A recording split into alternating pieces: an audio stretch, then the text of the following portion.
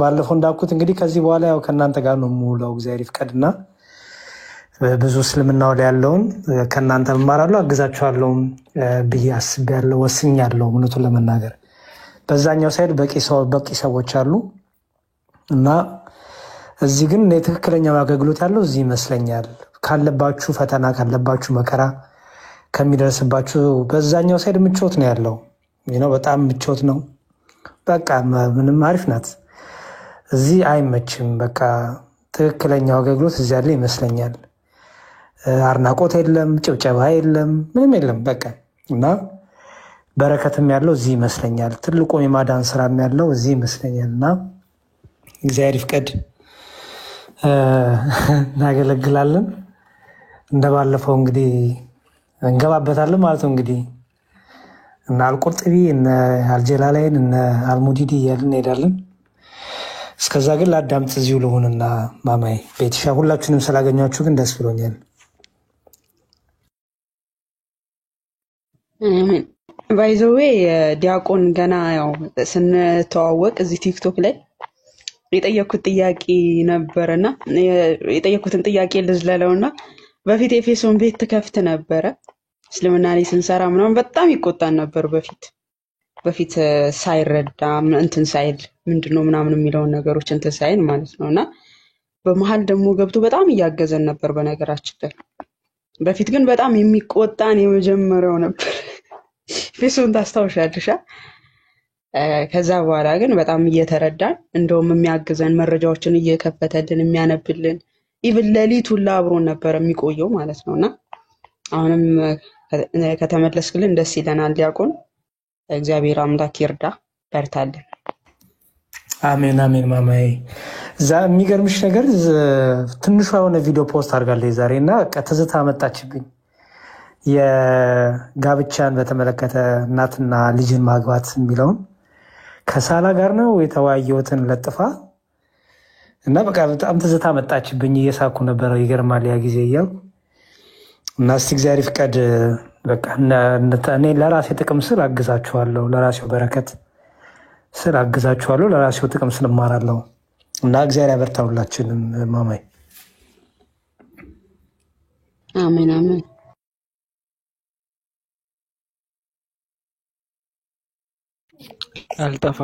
አልጠፋም ያሉትን እንዳይረሷት።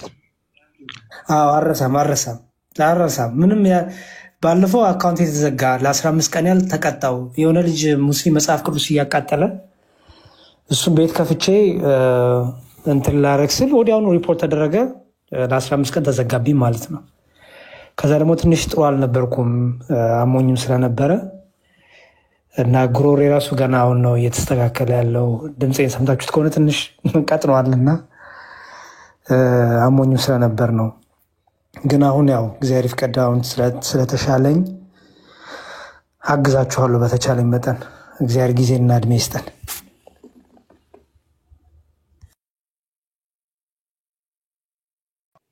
አሜን። እግዚአብሔር ይማርህ። እኔ ሲጀመር ቦቲም ቀይረሃል ምናምን። እሺ ለማንኛውም ቴሌግራም እንዳለ ሙስሊም አስገቡና እስቲ እንደውም ዲያቆን ያውራው። ምን ትላላችሁ?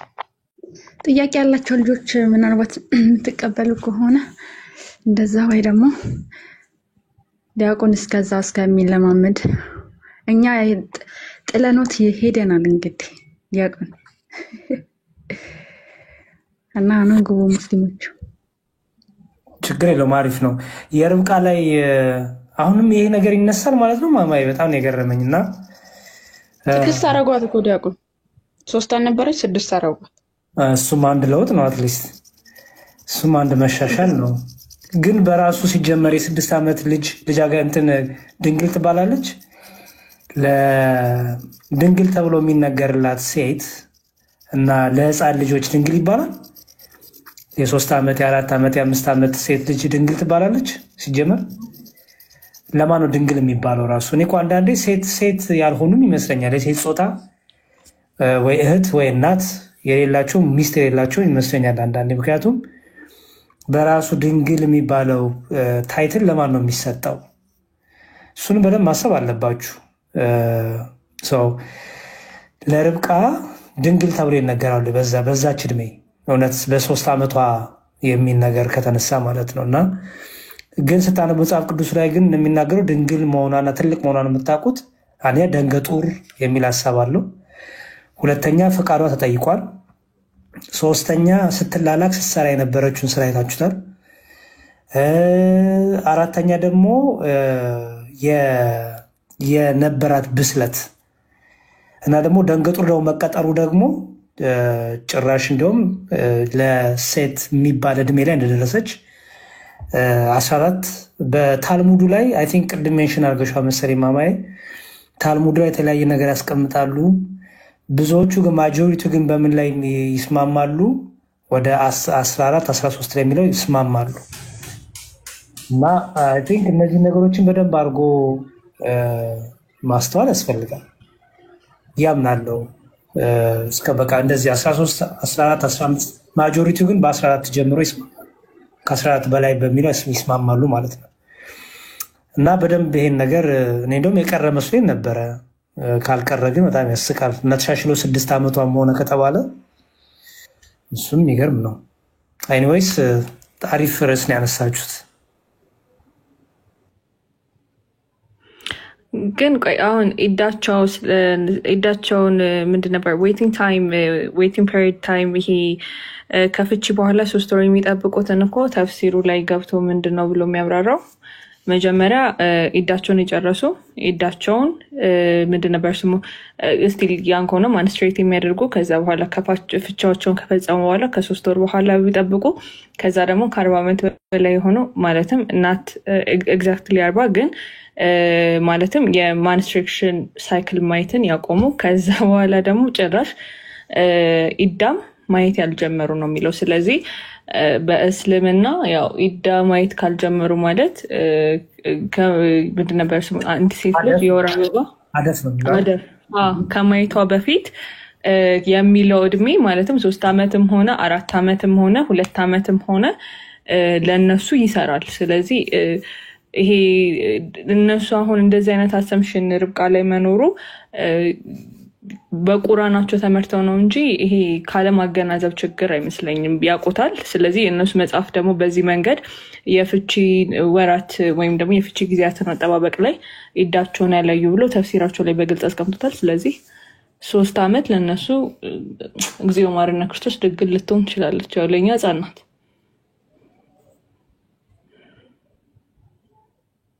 በዚህ መንገድ ራሱ ማስቀመጥ በጣም ነው ልብ የሚሰብረው። ግን እንደዛ ነው የሚለው መጽሐፋችሁ ተፍሲሮቻችሁን በዛ መንከት ነው ያንን ክፍል 65ኛው ምዕራፍ ላይ አይደለ ዩጋይስ አግዙ 65ኛው ምዕራፍ ላይ በዛ መንገድ ነው ያስቀመጠው። አልበቀራብ ላይም ስለ ዲቮርስ አልሐዛብ ላይም የተለያዩ ቦታዎች ላይ አስቀምጦታል። ስለ ኢዳ መጠበቅ በፍቺ መካከል ምን ያህል ከስንት ጊዜ በኋላ ነው ድጋሚ ትዳር መፈጸም የምትችለው የሚለው ማለት ነው።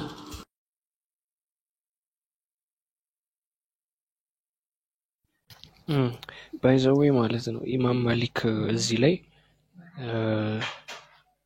ለአደፍ ያልደረሱ ልጆችን መፍታት ይቻላል ማለት ማግባት ይቻላል ማለት ነው ብለው ተናግረው ነበርና ብዙ እንትናቸውን ሙስሊሞች ለምን እንደሚደብቁት አላውቅም። በጣም ኤክስፔንሲቭ ናቸው ምናምን ነገር ሐዲስም አላቸው ብዙ አይነት ሐዲስና በጣም ይደብቁባቸዋል። ግን እሳቸው በጣም ኤርሊየር ቅርብ ናቸው ለመሐመድ በ711 ምናምን የነበሩ ሰውዬ ናቸውና እሳቸው ለአደፍ ያልደረሱ ልጆችን መፍታት ይቻላል ማለት እንደዛ ከተባለ ለአደፍ ያልደረሱ ልጆችን ማግባት ይቻላል ማለት ነው ብለው እንትን ብለው ነበር። ሰው ለአደፍ ያልደረሱ ልጆች የስንት ዓመት ልጅ ሊሆኑ እንደሚችሉ አስቡት። እንግዲህ እነሱ አይሻ ለአደፍ ልትደርስ ትችላለች በ9 ዓመቷ ብለው ከተከራከሩ ያልደረሱትን ደግሞ አስዩም ዛት እንግዲህ ማሰብ ነው። ሌላ ደግሞ በጣም የሚያስደንቀው ባይብል ኤክስፕሊሲትሊ ይሄ ኤጅ ሊሚት አልጠቀስም ብሏል። ማለት አሁን ለምሳሌ ምንድን ነበረ ስሙ እንደዚህ አይነት አርጊመንቶች ይሄ ምንድነው እና እኛ ጋር አለ።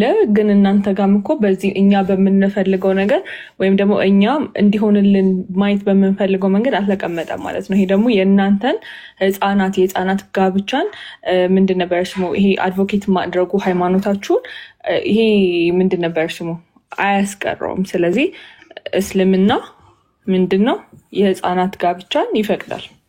እነሱ ደግሞ ነብያችሁ ደግሞ ትዳሬ ሱናዬ ነው ሱናችሁ ነው ብሎ በግልጽ አስቀምጦታል። ስለዚህ ምንድነው ያንን ነገር ደግሞ እናንተ ተተገብሩታላችሁ። አብዛኛውን ጊዜ ምንድነው የምታደርጉት ታዞሩትና ላይክ እሱን ዲፌንድ ለማድረግ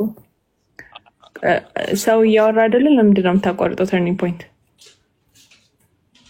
ቀደም እኮ ረጅም ሰዓት ሚዩት አድርገን የተቀመጥከው አይደለ? ሲገባ ነው። እሺ ኤኒዌይስ ብዙ አላበዛም።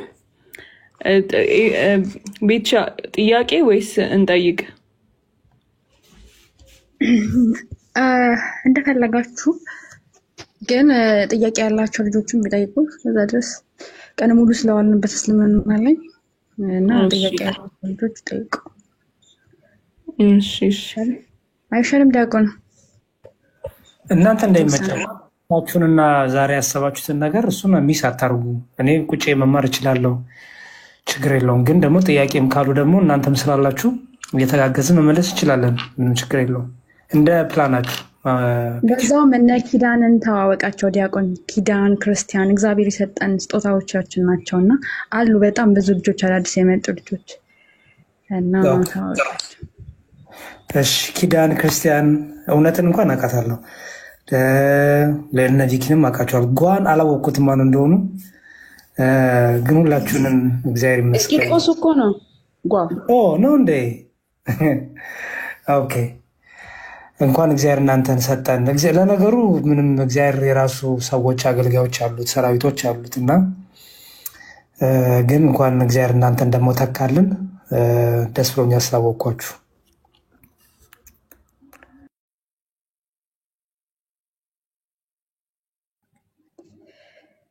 እሺ ያሸባብ ክርስቲያን እና ሽበቅ ለማንኛውም ከመካከላችን ሙስሊም አለ? እኔ ማይክን ክፈት። ክርስቲያኖችም ጥያቄ ካላችሁ እንትን በሉ፣ አንዳንድ ቁጥር ጻፉልኝ እኔ ያስገባችኋለሁ። እሺ ይሄ ልጅ በቃ ማይከፍት ከሆነ ታች ወረድ። እስቲ ሙስሊም ሆኖ ጥያቄ ያለው ሰው አንድ ቁጥር ይላል። ሉቃስ 19:27 እያለች ነበር እህታችን። ግን ሜቢ ዲያቆንም ከሚደክምበት ምናምን አሁን በቅርብ ቪዲዮ ሰራንበት ስላለ ቪዲዮን አሳይ እንትን ጠቁሟትና ለኢዮዳ ብለን ዲያቆን ኢዮዳ ብና አወቀው። ኢዮዳ ባል አስታወስኩት። ጤና ይስጥልኝ።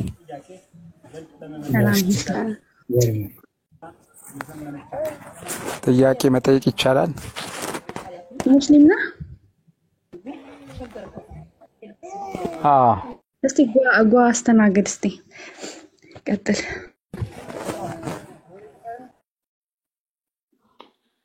እንትናን አረጋችሁኛ አስተናጋጁ። እሺ ጥያቄ ታቀርባለህ። እስኪመለስ የሚጠርግ ትሰማለህ። ጥያቄ ምንድነው? ጥያቄህን አቅርብ። ጥያቄ ብቻ እሺ።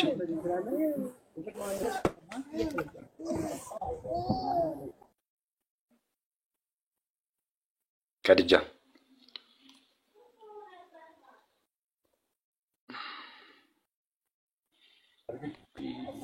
እኔ ጋ ነው ወይስ ኔትወርክ ነው መሰለኝ? ይሰማል አሁን?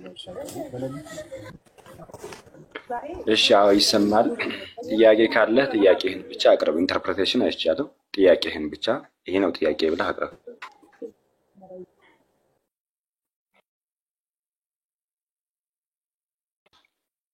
አይ ቲንክ ኔትወርክ ጥሩ አይደለም መሰለኝ። ከድጃ ወይ ተመልሰህ ግባ፣ ወይ ሌላ ሰው እናስተናግድ እስኪስተካከል ድረስ። ስትገቡ ቅልጥፍ በሉ።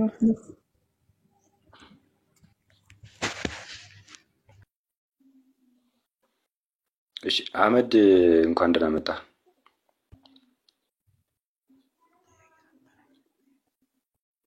አህመድ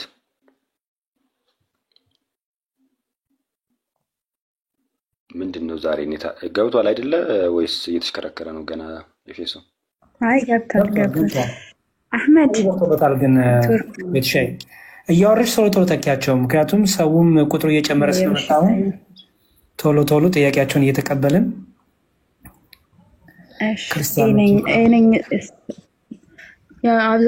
አብዛኛዎቹ ክርስቲያንም ካላችሁ አንዳንድ ቁጥር ጻፉልኝ፣ ያስገባችኋለሁ።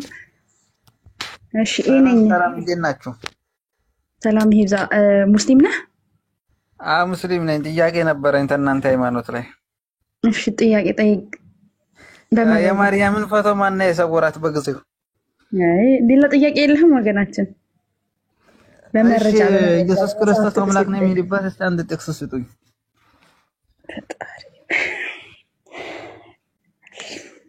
እሺ ምን ታድርግ? ምን ስተና መጽሐፍ ቅዱስ አለ ወንድም አለ አስቸጋሪ መጽሐፍ ቅዱስ እኮ ይከፍታል ወይ ታምር። ቀጥል እስቲ።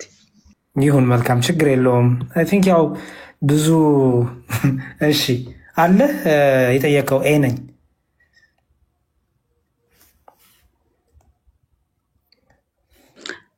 ነኝ ሚዩት ነህ? እሺ ሚዩትን አብራ ልኬልሃለሁ። አይ ካላዳመጥከንማ ሚዩትን አብራ። እሺ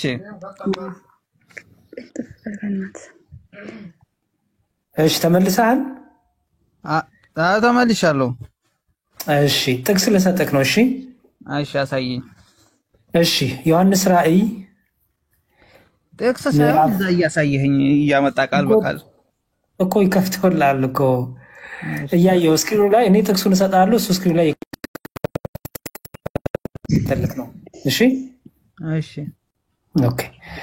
ዮሐንስ ራእይ ምዕራፍ 1 ይኸው ከቁጥር 7 ጀምሮ እንዲህ ይላል።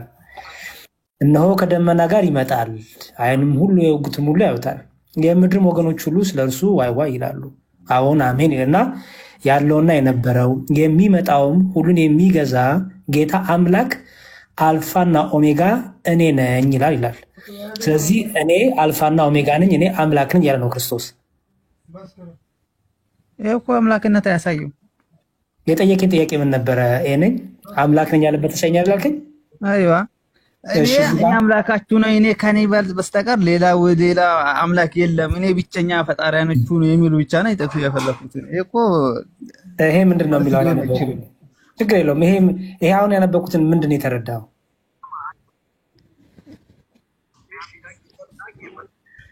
እኔ እኮ እኔ ያልኩህ ማለት ነው። እኔ ብቸኛ አምላክ ነኝ፣ እኔ ብቸኛ መንገድ ነው የሚለው ነው። ብቸኛ ጌታ እኔ ነኝ የሚል ነው። ይሄ እኮ አምላክነት አይገባም። ችግር የለውም። እኔ አሁን የጠየቁት ጥያቄ ነኝ። አሁን ያነበብኩልህን ምን ተረዳኸው አንተ? ምን ተረዳኸው? ማን ነው እዚህ ጋር አምላክ ነኝ አልፋና ኦሜጋ ነኝ የሚለው ማን ነው?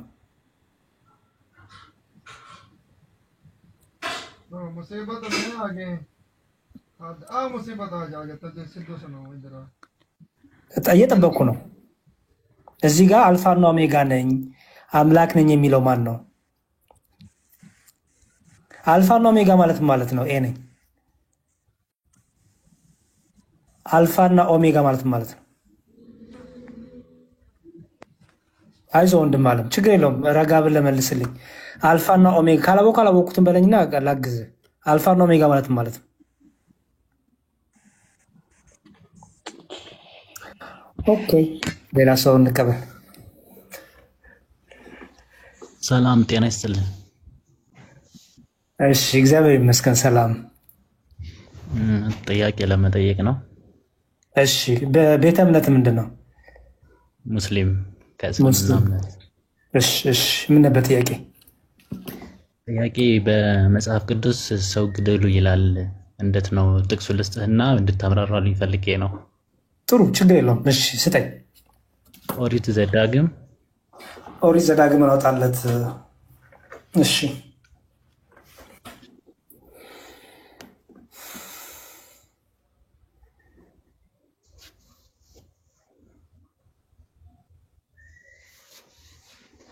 እየሰማሁ ነው ነገር 13 ከ6 እስከ 10 እስኪ አንብብልኝ።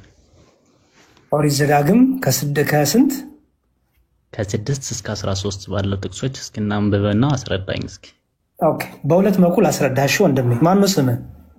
አንብበውና አረ ስምህ ማን ነው? ሰይፈዲን። በሁለት መልኩ ላስረዳ። አንደኛው መጽሐፍ ቅዱሱ አራዳንተኝ ነበብና ከዛ ታስረዳኛለህ።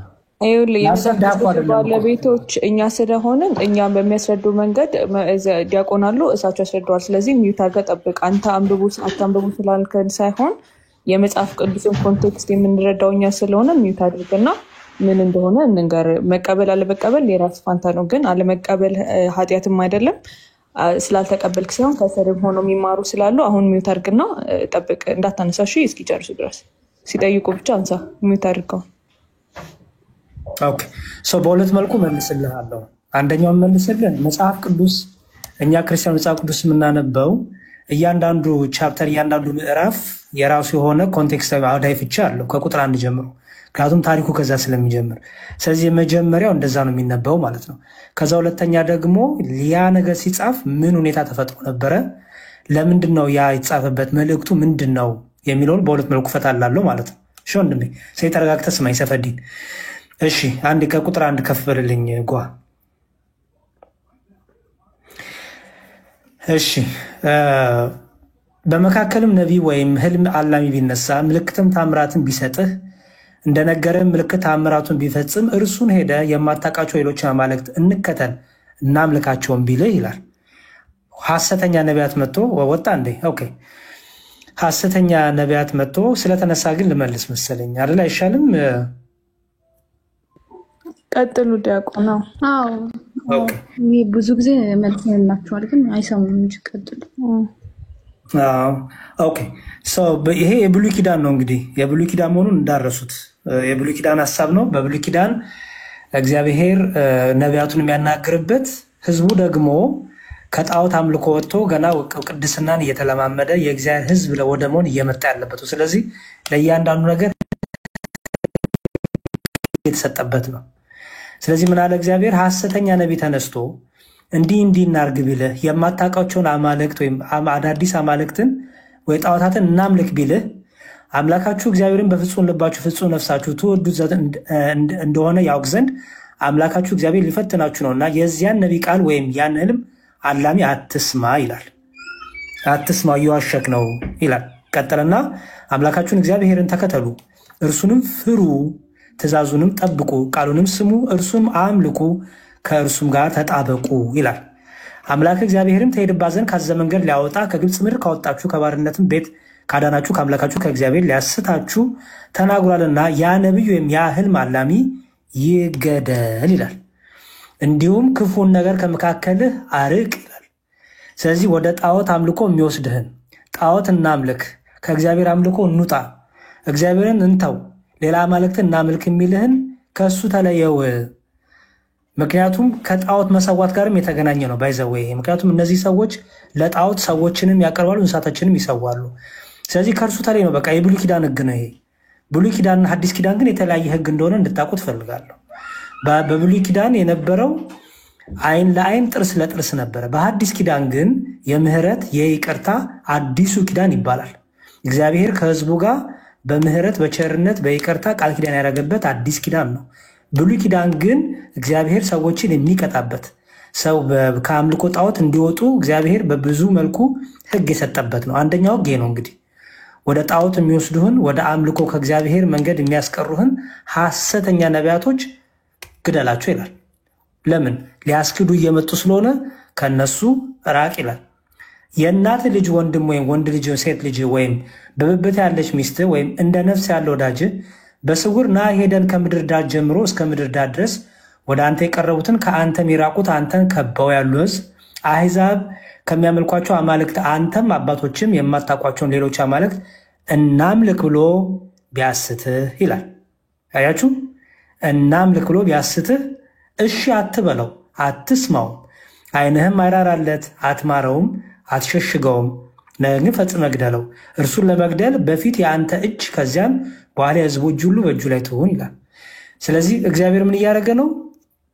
ህዝቡን ከጣዖት ከአምልኮ ባዕድ ለጣዖት ከመሰዋት እንዲወጡ እግዚአብሔር ህግን እየሰጠ ነው። ይሄ ግን ከብሉይ ኪዳን ጋር የተያዘ ህግ ነው። ይሄ ህግ ቀጥሏል? አልቀጠለም። ይሄ ህግ አሁንም ድረስ ይሄዳል? አይሄድም። ለምን? በአዲስ ኪዳን ምን ሆነ? እግዚአብሔርን በፍጹም ልብ፣ በፍጹም ሀሳብ፣ በፍጹም ፍቅር የምናመልከው አምላክ ነው። ሰዎችንም ስንሰብክ፣ ሰዎችንም ስናስተምር በፍቅር እናስተምራ። እንዲሁም ለሚገድሉን፣ ለሚያሳድዱን፣ ለሚያርዱን፣ ለሚያቃጥሉን፣ በድንጋይ ለሚወግሩን እንዲሁም እንጸልይላቸዋለን። ለምን? እግዚአብሔር ከኛ ጋር ምን ስላደረገ?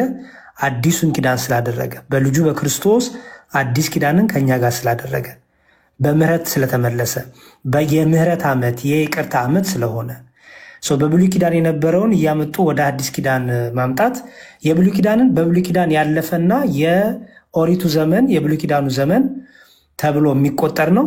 ያ ደግሞ ያለፈው ጊዜ ይባላል፣ ወይም ያለፈው ኪዳን ወይ ደግሞ ያረጀው ኪዳን ይለዋል። አዲሱ ኪዳን ደግሞ አዲስ ኪዳን የምንለው ነው። እሱ ደግሞ የምህረት የፍቅር የይቅርታ የሆነ ኪዳን ነው ማለት ነው። ይሄ ግን የሚያወራው ባጭሩ ስለ ብሉይ ኪዳን ህግ ነው እና እግዚአብሔር ህዝቡን ከጣዖት አምልኮ እንዲጠነቀቅ ያሳሰበበት ልባቸው ደንዳና ስለሆነ፣ የመጨረሻው ደግሞ ምንድነው? ልባቸው ደንዳና ስለሆነ፣ በጣም ልባቸው ህዝበ እስራኤላውያን በጣም ደንዳና ነው። ትዕቢተኞች ናቸው፣ የማይሰሙ ናቸው። ስለዚህ እግዚአብሔር ደንዳና ልባቸው፣ ለዚህ ነው በማቴዎስ ወንጌል ላይ አምላካችን ኢየሱስ ክርስቶስን ስለ ፍቺ ጠየቁት። ሙሴ የፍቹን መፍታት የሚፈልግ ሰው ቢኖር የፍቺ ደብዳቤውን ሰጥቷት ይፍታት ይላል። አንተስ ምን ትላለህ አሉት ጌታን። ክርስቶስ ምን አላቸው? ይሄ ህግ በእግዚአብሔር ዘንድ ፍቺ ክልክል ነው፣ የተጠየፈ ነው፣ የተጠላ ነው አለና ግን ምን አላቸው? ስለ ልባችሁ ድንዳኔ ግን ሙሴ ይህን አረገ አላቸው። ስለዚህ ልባቸው ደንዳና ስለሆነ ከዛ አንጻር ከዚህ እንዲጠነቀቁ ከልባቸው ትዕቢትና አልሸነፍ የተነሳ በዚህ ህግ እግዚአብሔር እንዲጠነቀቁም ይቀጣቸውም ነበር፣ እንዲጠነቀቁም ያደርጋቸው ነበር ማለት ነው። ሌሎቻችሁ የምትጨምሩት ነገር ካለ ጨምሩለትና ካልተመለሰለት ቀጥላል። በቂ ነው። ቃለ ሕይወት ያሰማልን። እናመሰግናለን። በቂ መልስ። አይ ኔታ አስወጥቶ የነበርና አልሰማውም ነበር። በቃ ዩቲዩብ ላይ እየተላለፈ ነው። ዩቲዩብ ሂደህ መስማት ይችላል ወገናችን። ሌላ ጥያቄ ካለ ወይ ደግሞ እሺ። አሁን መጨረሻ ላይ አሁን እንደመጣሁኝ እንደገባሁኝ ገዝት ስልክ ይሄ ብሉይ ኪዳን ጥቅስ ነው የአዲስ ኪዳን አይደለም የሚል አለ።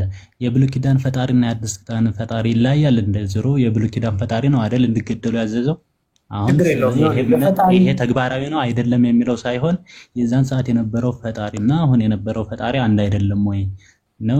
የፈጣሪነት ጉዳይ አይደለም። የፈጣሪነት መለያየት ጉዳይ ሳይሆን ምን መሰለ ወንድሜ፣ በብሉይ ኪዳን የነበረው ዘመን ለምሳሌ እነዚህ ሰዎች ህዝበ እስራኤላውያን ማለት በግብፅ ሀገር ጣዖት ያመልኩ የነበሩ ለጣዖት ሲሰው የነበሩ ጣዖትን የማምለክ ልምድ ከጣዖት ጋር ራሱ ግንኙነት የማድረግ ክፉ ልምድ የነበራቸው ናቸው። ስለዚህ ከጣዖት አምልኮ ሲወጡ አስተውል፣ ከጣዖት አምልኮ ሲወጡ የመጀመሪያው ኪዳን ተሰጣቸው ማለት ነው። ወይም ብሉይ ኪዳን የምንለው ህግ ማለት ነው ባጭሩ። ያ የብሉይ ኪዳን ህግ ምንድነው? ትእዛዛት ናቸው፣ ህጎች ናቸው። ኦኬ፣ የመቅደስ ህግ አለ፣ 10 ትእዛዛት አለ፣ የሚኖሩበት የዕለት ዕለት ህጋቸው አለ። ይሄ ህጋቸው ሲሰጣቸው አንደኛ ከአምልኮ ጣዖት እንዲወጡ፣ ሁለተኛ ወደ ቅድስና እንዲመጡ፣ እግዚአብሔር ቅዱስ ስለሆነ እግዚአብሔር በቅድስና የሚያመልኩ ስለሚፈልግ፣ ሶስተኛ ደግሞ ያዳናቸውን የረዳቸውን እግዚአብሔርን ልበ ደንዳና ሆነው ስለሚክዱ ከነሱ ልባቸው ጠንካራ ደንዳነት አንጻር የብሉይ ኪዳን ህግ ተሰጠ። የብሉይ ኪዳን ህግ ለዘመኑ ለሆኑት በብሉይ ኪዳን ለነበሩት በኦሪቱ ህግ ለነበሩት የሚሰራ ህግ ነው። በደንብ ስማኝ። አዲስ ኪዳን ላይ ስንመጣ ግን አዲሱ ኪዳን የምንለው ራሱ እግዚአብሔር እንደ ቀድሞ በነቢያት አይደለም፣ በልጁ በራሱ ተናገረን። ያ የነቢያቱ ዘመን ይባላል። ኦኬ፣ የነ ሙሴ የነ አብርሃም የሌሎቹ ዘመን የነቢያቱ ዘመን ይባላል። በነቢያቱ ዘመን የነበረው ህግ አለ። አሁን ግን እኛ ክርስቲያኖች እኛ ያለንበት ህግ ደግሞ የነቢያቱ ዘመን አይደለም። በአሁን ያለው የአዲሱ ኪዳን ዘመን ይባላል። ወይም አዲሱ እኔ እየጠየቅኩ ያለሁት በዛን ሰዓት ይገደላል። የዛን ሰዓት ይገደላል። እንትን አይደለም ስብከት እኮ እንዳይሆን ነው ጥያቄ ሲሆን እየሰማኝ ኮንቨርሴሽን እንደነበረ የዛን ሰዓት የነበረው ፈጣሪና አሁኑ ይለያል ወይ ነው እኔ ጥያቄ። ጨርስልህና ከዛ በኋላ ታወራለህ። ያለበዛ ታች ነው ማስወርድ ይጨርስ ኮንቨርሴሽን እንደሆነ እኮ ነው ቃል በቃል እንወያይ እንጂ ለማስረዳት ከሆነ ይሄ ስብራታቸው ክርክር አያስፈልግም። ጥያቄ ነው የምትጠይቁት፣ ጥያቄያችሁ ይመለሳል።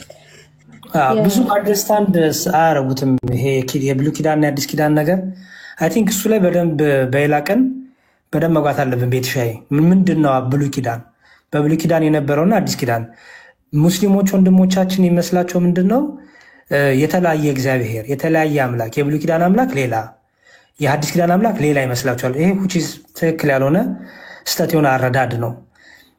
ስለዚህ ብሉይ ኪዳንን ማስረዳት ሐዲስ ኪዳንን ማስረዳት ይጠበቅብናል። ብሉይ ኪዳን ስንመታችን ነው። ኪዳን ሁለቱም ኪዳን የሚል መጨረሻ አላቸው፣ ብሉይ ኪዳንና ሐዲስ ኪዳን።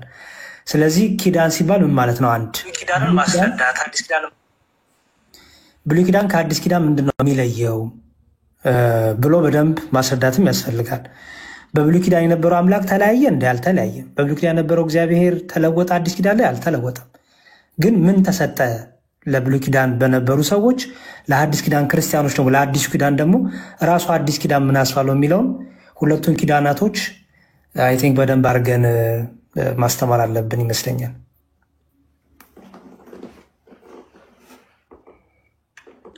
እሺ ቃሉ ተሰማለን እኔ ያስገባለሁ። እሺ ወይ ደግሞ አደራርቦ እንትናችሁን ሲጨርስ ዛኔ ታስገባላችሁ።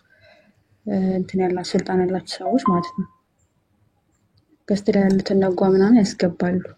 ጥያቄ ያላችሁ አንድ ቁጥር ጻፉ። ገስት ላይ ተደበላልቃችኋልና አንድ ቁጥር ጻፉ። እሺ ቃልዮት ያሰማልን ዲያቆን። አሜን አሜን አሜን አሜን። ሰላም ብሩኬ ነህ? አዎ ዲያቆንዬ እኔ ነኝ። ብሩኬ እንዴት ነህ? ሰላም ላንተ ይሁን። እግዚአብሔር ይመስገን ደህና ነኝ። ተመስገን። ደስ ብሎኛል ድምፅህን ስለሰማሁ። አለ ያሬዲ አለው። ጎሽ ተመስገን። አሟል ድምፅ ምንድን ነው? አረ ምንም ኖርማል ነው። ኖርማል ነው። እሺ አሁን ልጅ ያነሳውን አርጊመንት እስልምና ላይ አፕላይ ብናረገው ያው እስልምና ኮንታ ይገባልና ባይዘው ሐዲሱን ኪዳን እኮ እግዚአብሔር ሲያመጣ ቢያንስ 1500 ዓመት የታይም ኢንተርቫል አለው ከሙሴ ሕግ። ይሄንን ዘመን ስንቆጥር በጣም ረጅም የታይም ዲፈረንስ አለውና እስልምና ውስጥ ግን 1 ሰዓታት ብቻ የቆዩ ሕጎች አሉ፣ ከ1 ሰዓት በኋላ የተሻሩ ማለት ነው። በ1 ሰዓት ውስጥ አላህ አንቀጽ ያወርድና ከ1 ሰዓት በኋላ ይህ አንቀጽ ተሽሯል። እና ከ1 ሰዓት በፊት የነበረው አላህና ከ1 ሰዓት በኋላ ያለው አላህ ይለያያል ወይ ብለን ራሱ መጠየቅ እንችላለን። ኪዳን ባይዘወይ ብሩክዬ ኪዳን እዚህ ላላችሁ ክርስቲያኖች 7 ኪዳናት አሉ። እንደ ጀነራል ነገር ልንገራችሁ ለሌላ ቀንም እንዲጠቅመን 7 ኪዳናት አሉ። አንደኛው ኪዳን ኪዳነ አብርሃም ነው። ኪዳነ አብርሃም በደንብ አስተውሉኛ። ኪዳን ስንል እነዚህ ኪዳናት ምንድን ናቸው? ቃል ኪዳን እንደማለት ነው። ስለዚህ አንደኛው ኪዳነ አብርሃም ነው። ዘፍጥረት 12 ላይ የምታገኙት ከሀገር ከዘመዶች ውጣ የተባለበት ማለት ነው። እኔ ደግሞ ታላቅ ሕዝብ አደርግሃለሁ ባርካለሁ። ይሄ አንደኛው አብርሃም የአብርሃም ኪዳን ይባላል፣ ወይም ኪዳነ አብርሃም ይባላል። ቀጥሎ ደግሞ ኪዳነ ሙሴ ደግሞ አለ። ኪዳነ ሙሴ አለ። ለሙሴ የተሰጠው ደግሞ ኪዳን አለ። ኪዳነ ሙሴ አለ ዘጸአት 20 ላይ የምናገኘው ማለት ነው። ምን የሚል እነዚህ 10 ትእዛዛት ማለት ናቸው። 10 ትእዛዛት እናት አባትን አክብር፣ እንደዚህ የሚሉት ማለት ናቸው። ከግብፅ ምድር ያወጣው አምላክ እኔ ነኝ፣ ይሄን የሚለው ለማን የተሰጠው? ለሙሴ። ከዛ ደግሞ ኪዳነ ዳዊት ደግሞ አለ። ኪዳነ ዳዊት አለ። የዳዊት ኪዳን ደግሞ የሚባለው አለ። የእሱ ደግሞ የኪዳኑ ደግሞ ምንድን ነው? ከሆድ ፍሬ በዙፋን ላይ አኖራለሁ የሚለው ደግሞ ከሆድ ፍሬ በዙፋን ላይ አኖራለሁ የሚለው ኪዳን ደግሞ ይሄ ምን ይባላል? ኪዳነ ዳዊት ይባላል። ኦኬ። ከዛ ደግሞ የነ ኪዳነ አብርሃም፣ ኪዳነ ሙሴ፣ ኪዳነ ዳዊት ራሱ በራሱ ኪዳን ማለት ምን ማለት ነው እያልን አይ ቲንክ ሰፋ ያለ ጊዜ ወስደን ብናያቸው ጥሩ ነው እና በአጭሩ ግን እንቁጠራቸውና 7ቱን ላቁ። ኪዳነ አዳም፣ ኪዳነ ኖህ፣ ኪዳነ ሙሴ፣ ኪዳነ መልከ ጼዴቅ፣ ኪዳነ አብርሃም ብለናል፣ ኪዳነ ሙሴን ብለናል፣ ኪዳነ ዳዊት እና ደግሞ ለቅዱሳን የተሰጠ ለእመቤታችን ለሐዋርያት የተሰጠ ደግሞ ኪዳነ ደግሞ ቅዱሳን አለ። ስለዚህ እነዚህ ሁሉ እንግዲህ ኪዳኖች አሉ ማለት ነው። ሰው በተለይ የኪዳነ ዳዊት ከክርስቶስ ጋር ደግሞ የተገናኘ ነው። ምክንያቱም ከወገብ ፍሬ በዙፋን ላይ ያስቀምጣለሁ የሚለውን ይዞ አምላካችን ኢየሱስ ክርስቶስ የዳዊት ልጅ የአብርሃም ልጅ ይባላል ታውቃላችሁ። ስለዚህ እነዚህ ሁሉ ኪዳን ይባላሉ ማለት ነው። እና የብሉይ ኪዳንና የአዲስ ኪዳን ምንድን ናቸው? በእነዚህ ሁሉ ውስጥ የሚጠቃለሉ ስለሆኑ የተለወጠ እግዚአብሔር የለም፣ የተለያየ እግዚአብሔር የለም። አዲስ ኪዳንና ብሉይ ኪዳን ግን በአኗኗሩ ሕጉ እግዚአብሔር የሰጠው ሕግ እግዚአብሔር ደግሞ በነቢያቱ የተናገረው በኋላም ደግሞ በልጁ የተናገረው እነዚህን ኪዳናት ለሁለት አድርጎ ለይቷቸዋል ማለት ነው። አሁን ላይ እኛ በአዲሱ ኪዳን ያለ ነው የፍቅር ዘመን ነው፣ የምህረት የይቅርታ እና የንስሐ እና የምንድን ነው በልጁ ምህረትን ይቅርታን ያገኘንበት ነው ማለት ነው። እነዚህን ኪዳናት እንዳረሱ ሰባቱን ኪዳናት። እሺ የገባ ሰው አለና ከእሱ ጋር ቀጥሉ። ሰው እያስገባ እንትን በል ማለት ይቀጥሉ። ስራ ተቀርቻለሁ እና ቀጥሉ። እሺ ሜቢ በርነ ፕሩቭን እስልምና ላይ አፕላይ እናደርጋለን እና የመጀመሪያው እንደዚህ እንደው ተቀይሯል የሚል አይነት ነገር አለ። ብሩክ ያነሳው ሀሳብ ማለት ነው። አላህ ስራዎችን ይቀይር ነበረ፣ ይለውጥ ነበረ፣ ያስረሳውም ነበረ መሐመድን እና ተለዋዋጭ ነው ወይ ያስብለዋል። ፕላስ ደግሞ አላህ አምላክ ነው ምናምን ብሎናል አስቀድሞ። ደን ሱራ 93 ቁጥር 3 ላይ ሰይጣን ሲጠራ ማን አቤት ይላል? አላህ አቤት ይላል። አላህ ወደ ሰይጣንነት ተቀይሮ ነው ያስብላል ማለት ነው። በዚሁ ይህን ነው በርነፍሮ እስልምና ላይ አፕላይ ስናደርገው። ሁለተኛ ደግሞ ከግድያ ጋር በተገናኘ የእስልምናው ትምህርት ምንድን ነው የሚለውን ነገር እናያለን። ከግድያ ጋር በተገናኘ የእስልምናው ትምህርት ምንድን ነው? ሃይማኖቱን የቀየረ ሰው ካለ እናደርገው ግደለው እያለ ይናገራል። ያን ላሳያችሁ። ሱናን ነሳኢ 40:59 ሱናን ነሳኢ 40:60 40:73 ብዙ ሐዲሳት ላይ ግደል እያለ ይናገራል። አንዴ ወጥቼ ላሳያችሁ። ከግድያ ጋር በተገናኘ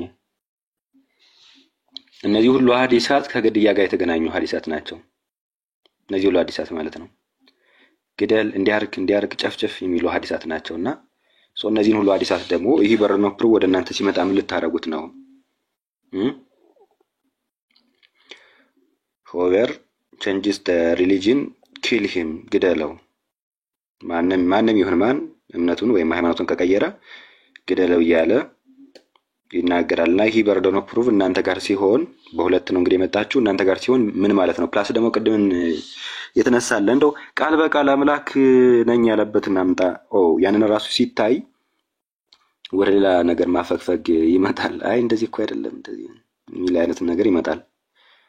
አምላክ ነኝ ማለት መስፈርት አይደለም። ቁርአን ላይ አምላክ ነኝ ብሏል የማነው እሱ ፈርዖን። ስለዚህ ፈርዖን አምላክ ያርጋችሁ ትይዙታላችሁ ማለት ነው። የራሱ ሌላ በርደን ኦፍ ፕሩፍ ወደ እናንተ ሲመጣ የማትችሉት ነው እንደምትጠይቁት ነገር። ለማንኛውም እንሂድ። ተርኒንግ ፖይንት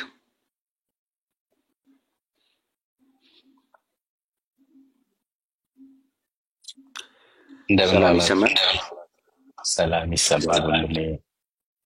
ዛሬ መስገን ክርስቲያን ነህ ሙስሊም? አይ እኔ ክርስቲያን ነኝ። ያው የገባሁት ምንድነው ከትላንት እስከ ዛሬ አንዳንድ የህብሩ ቋንቋዎች ስታወሩ ምናልባት ማግዛው ነገር ካለ ብዬ ነው የገባሁትና የምኖረው እዚሁ እስራኤል ነው እና ዛሬ ናአራ በሚለው ዙሪያ ስታወሩ ሰምቼ ነው። ኦኬ እና ከዛ በፊት ግን በእውነት ሳላመሰግናችሁ አላልፍም። የምትሰጡት ሌክቸር ትምህርቱ በጣም ደስ ይላል። ቀጥሉበት ነው የምለው። በዚህ ላይ ደግሞ በእስሞ ሙስሊም ዙሪያ እንደዚህ ዲፕሊ ገብታችሁ ሞር ደግሞ ስታሳውቁን ይሄ ነው ብሎ መግለጽ እስከሚያቅተኝ ድረስ በእውነት ነው የምላችሁ እና ጥሩ ግልጋሎት ላይ ጥሩ ክርስትና የሐዋርያት ዘመን እስከምለው ድረስ ደረጃ የምሰጡት ግልጋሎት በጣም ደስ የሚል ነው። እሺ እግዚአብሔር ያክብርልን። ሜቢ እዚህ ጋር ፎሎ አድርጉትና በውስጥ መጥቶ አንዳንድ ነገሮች ላይ ራሱ ሰፖርት ቢያደርገን ጥሩ ይመስለኛል አይደል? ለሰዎች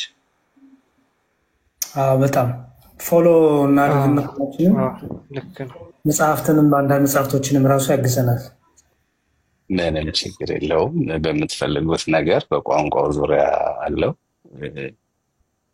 እና በቀደም ስታወሩበት የነበረው ናር የሚለው በሴት ደረጃ ከታየ ናአራ የሆነና ዴፊኒሽኑ ናአራ የሚለው ከ12 ዓመት ጀምሮ ወይም ከ12 ዓመት ተኩል ጀምሮ ያለው ናአራ ወደሚለው ክልል ትገባለች ማለት ነው። እና በዚህ ታይምም ባት ሚጽዋ የሚባል የሴቶች ያው መጎልመሷን የሚያሳይ ምልክት የሚከበር በዓል አለ። ወንድ ከሆነ ደግሞ ከ13 ዓመት ጀምሮ ባሮ ሚጽዋ የሚባል ነገር የሚያከብረው በዓል አለ። እና አይደለ ናአራ የሚለው ሞስትሊ ከ12 ዓመት ተኩል ነው። እና ደግሞ እዚህ ኤቨን ሹሻን የሚባል ትልቅ ዲክሽነሪ ያለው በዛ መሰረትም እንደዛ ብሎ ዲፋይን የሚያደርገው። ትላንት ደግሞ ያየሁት ምን ነበረ? ሻሌም የሚለው ሙሉ የሚለው ወይም ሰላም የሚል ትርጉም ሻሌም የሚለው ሻሎም የሚለው ይይዛል። ሁለተኛው ደግሞ ሻሌም ሙሉ የሚለውን ነገር ይዛል እንጂ እስላም የሚል እንዳልሆነ የሚለውን ለማስተላለፍ ነው። እሺ እግዚአብሔር ያክብርልን። በውስጥ እናወራለን። መዝሙረ ባርጉና ግሪክና ሂብሩ ላይ በተለያዩ እንትን ያላችሁ ማለት ቋንቋውን የምታውቁ ከሆናችሁ በአንዳንድ ነገሮች ሰፖርት ልታደርጉን ስለሚችሉ እንደ ቦስ ራሱ ብታወሩን ደስ ይለናል። እኛ ምንም እውቀቱ የዛኔ ያህልም ቢሆንም በአጠቃላይ ከእናንተ ብዙ እየተማርኩ ነው ያለሁት። በእርግጥ ዲያቆንንም በሌላ ግሩፕ ላይ ከታተለው ነበር፣ ደስ ይላል። ዲያቆንም እግዚአብሔር ይስጥልኝ። እናንተን ግን በእውነት አሁን ሙስሊሙ ላይ ነው ያወቅኳችሁ። ከአሁን በፊት አላቃችሁም። ዲያቆንን ግን ከናኬ ምናምን በሚደረጉ ጉባኤዎች ምናምን ላይ ከታተላለሁ እና ኤኒዌይስ ታንኪዩ። አብዛኛውን ጊዜ በዚህ በእርግጥ ስራችን እስከ 24 እስከ 26 ሰዓት የሚደርስ የሆስፒታል ላይ ስራ ስለሆነ ትንሽ ብዙም ጊዜ የለም። ግን በአጠቃላይ በጣም በጣም ደስ የሚል ትምህርት እያስተላለፋችሁ ስለሆነ አመሰግናለሁ። ሴሪስት ተርኒንግ ፖይንት እናመሰግናለን። ስላገኘን ደስ ብሎናል። ክርስቲያን ነኝ ስትል አይ ቲንክ አንዳንዶቹ አልሰሙህም እና አይሁዳዊ ነኝ ያልካቸው መስሏቸዋል መሰለኝና እስራኤል ነኝ ስትላቸው አይሁዳዊ ነው ብለው ጭንቅላታቸው ሄደዋል። አንዳንድ ወገኖች ከታች እንዳየሁት አንደበት ነገራቸው ብዬ ነው። ችግር እኔ ኦርቶዶክስ ተዋህዶ ክርስቲያን ነኝ። የምኖረው በእርግጥ እስራኤል ነው። የ10 ዓመት ልጅ እያለሁ ነው ወደ እስራኤል የመጣሁት። እንግዲህ ከሞላ ጎደል ባጭሩ ይህን ይመስላል። እሺ እናመሰግናለን በጣም ታንኪ። ፎሎ አድርጌያለሁ። ፎሎ አድርጉት ወንድማችንን እና በሚያስፈልገው ነገር ሁሉ ከጎናችን ሆኖ እንዲያግዘን እሱም እንዲያበረታን እሱም እንዲበረታ እናደርጋለን። እግዚአብሔር ይርዳን። ጓ አንድ ጥቅስ አንብብልን። መሀል ላይ ያው ጥቅስ እንዲይዙ እናደርጋለን ማለት ነው። ትንቢተ ኤርምያስ ምዕራፍ 31 ላይ ትንቢተ ኤርምያስ አዲሱ ኪዳን ስንል ምን ማለታችን ነው የሚለውን እኔ ትንቢተ ኤርምያስ ምዕራፍ 31 ቁጥር 31 ላይ እግዚአብሔር እንዲህ ብሎ ይናገራል። ቁጥር 31 እነሆ ይላል፣ እነሆ ከእስራኤል ቤትና ከይሁዳ ቤት ጋር አዲስ ቃል ኪዳን የምገባበት ወራት ይመጣል ይላል እግዚአብሔር ይላል። በደንብ አስተውላውን። ከማን ጋር? ከእስራኤል ቤትና ከይሁዳ ቤት ጋር። ስለዚህ እግዚአብሔር አዲስ ኪዳን ሊገባ ነው ማለት ነው። አዲስ ኪዳን ጅማሬው እንግዲህ ይሄ ነው። በነቢያቱ ትንቢት ተነገረ። እግዚአብሔር በነቢያቱ በነቢዩ ኤርምያስ ይህን ትንቢት አናገረ።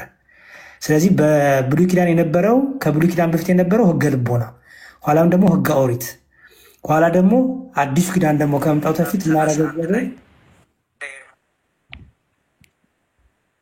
እሺ ስለዚህ በኋላ እግዚአብሔር አዲሱን ኪዳን ሊያረግ ነው። ስለዚህ አስቀድሞ ከማድረጉ በፊት ምን አረገ ማለት ነው?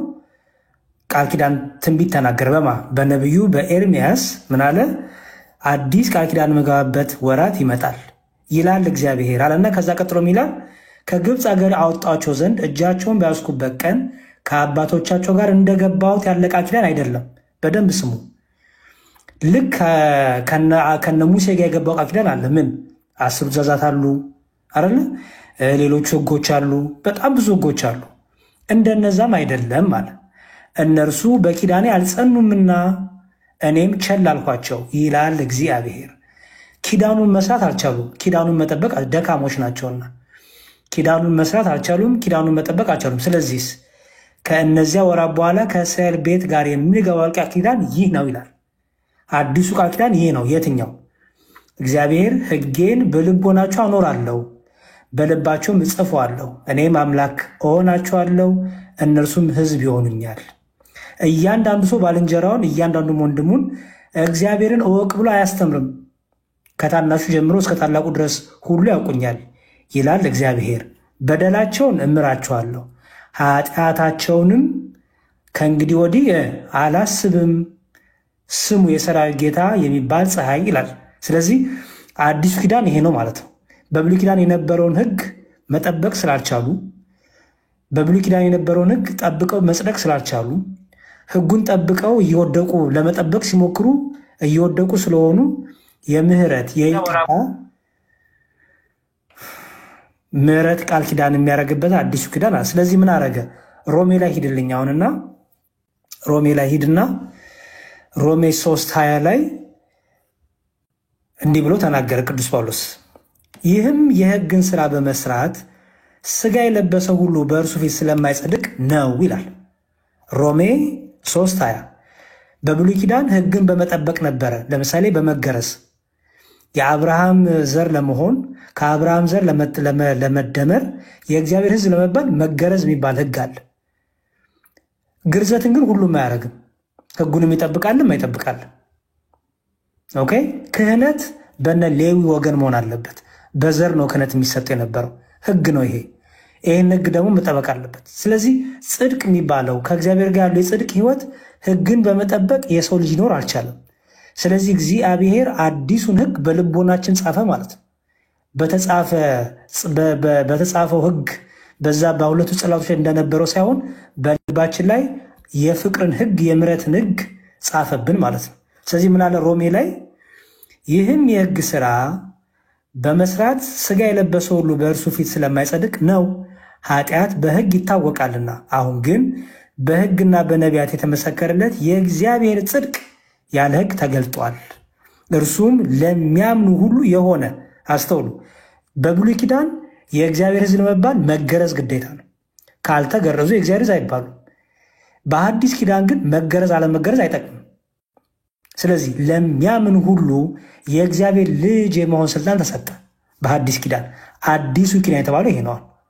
አዲሱ ኪዳን ተባለ። ሕግን በመጠበቅ መጽደቅ አይቻልም። ሕግን በመጠበቅ የእግዚአብሔር መሆን ስላልተቻለ ሰዎች ድካም ስላለባቸው በአዲሱ ሕግ በአዲሱ ኪዳን እግዚአብሔር ሊታረቀም ፈለገ። ድካማችንን አይቶ ሩሩ አባት መሐሪ ይቅር ባይ አምላክ ስለሆነ፣ ስለዚህ ለሚያምኑ ሁሉ የሆነ ለተገረዙ አይደለም፣ ላልተገረዙም አይደለም፣ ለሁሉም የሆነ በምን የሚገኝ? በእምነት የሚገኝ እሱም ኢየሱስ ክርስቶስን በማመን በሚገኘው የእግዚአብሔር ጽድቅ ነው። ልዩነት የለምና። በፊት ልዩነት ነበረ። የብሉይ ኪዳን ካህናት ከሌዊ ዘር መሆን አለባቸው። ልዩነት ነበር። የእግዚአብሔር ልጅ ለመባል መገረዝ ነበረባቸው። ስለዚህ አሁን ግን ልዩነት የለም። ሁሉ ኃጢአትን ሰርተዋልና የእግዚአብሔርን ክብር ጎድሏቸዋል። በኢየሱስ ክርስቶስ በሆነው ቤዛነት በኩል እንዲሁ በጸድቃው ይጸድቃሉ ይላል ማለት ነው።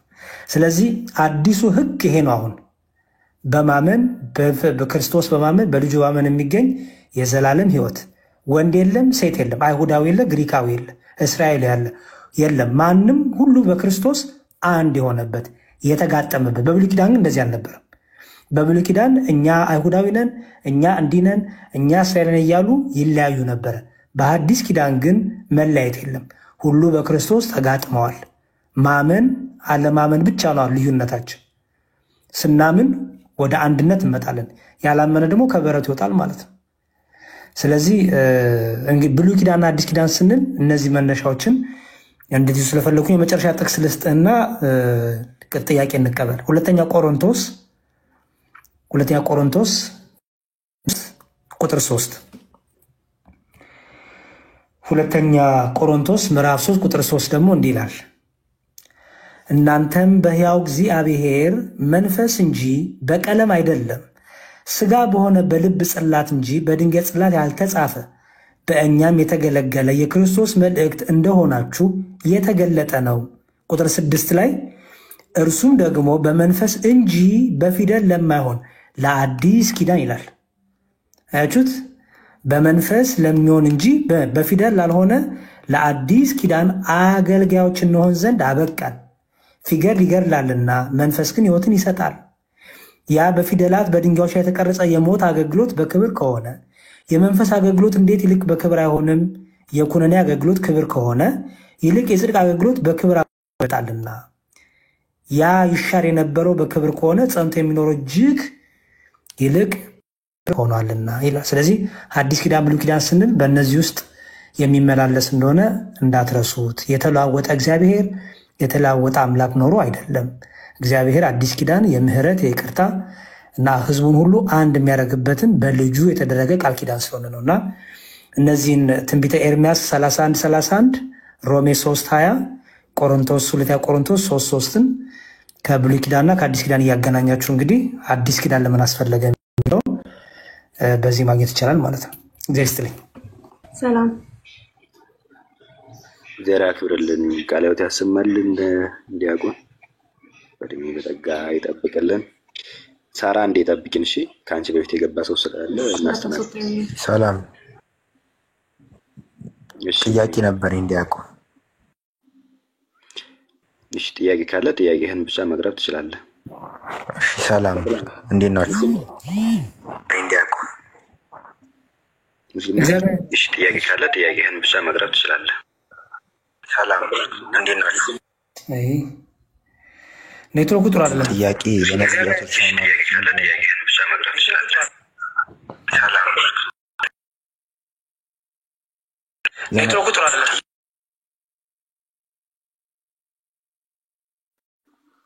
ድምጽ ይደርባል ያንተ። ወይ ወርደ ተመለስ። እሺ ወረድና ከእንደገና አንድ ቁጥር ጻፍ። እሺ ሳራ እንኳን ደህና መጣሽ። እንኳን ደህና ቆያችሁ። ያው እኔ ለመሳለፍ አልመጣሁም፣ አንዳንድ ነገሮችን ለመጠየቅ ብቻ ነው የመጣሁት እና በሪስፔክት ምናምን መልስ ደስ ይለኛል። የት ነሽ? የት ቤተ እምነት?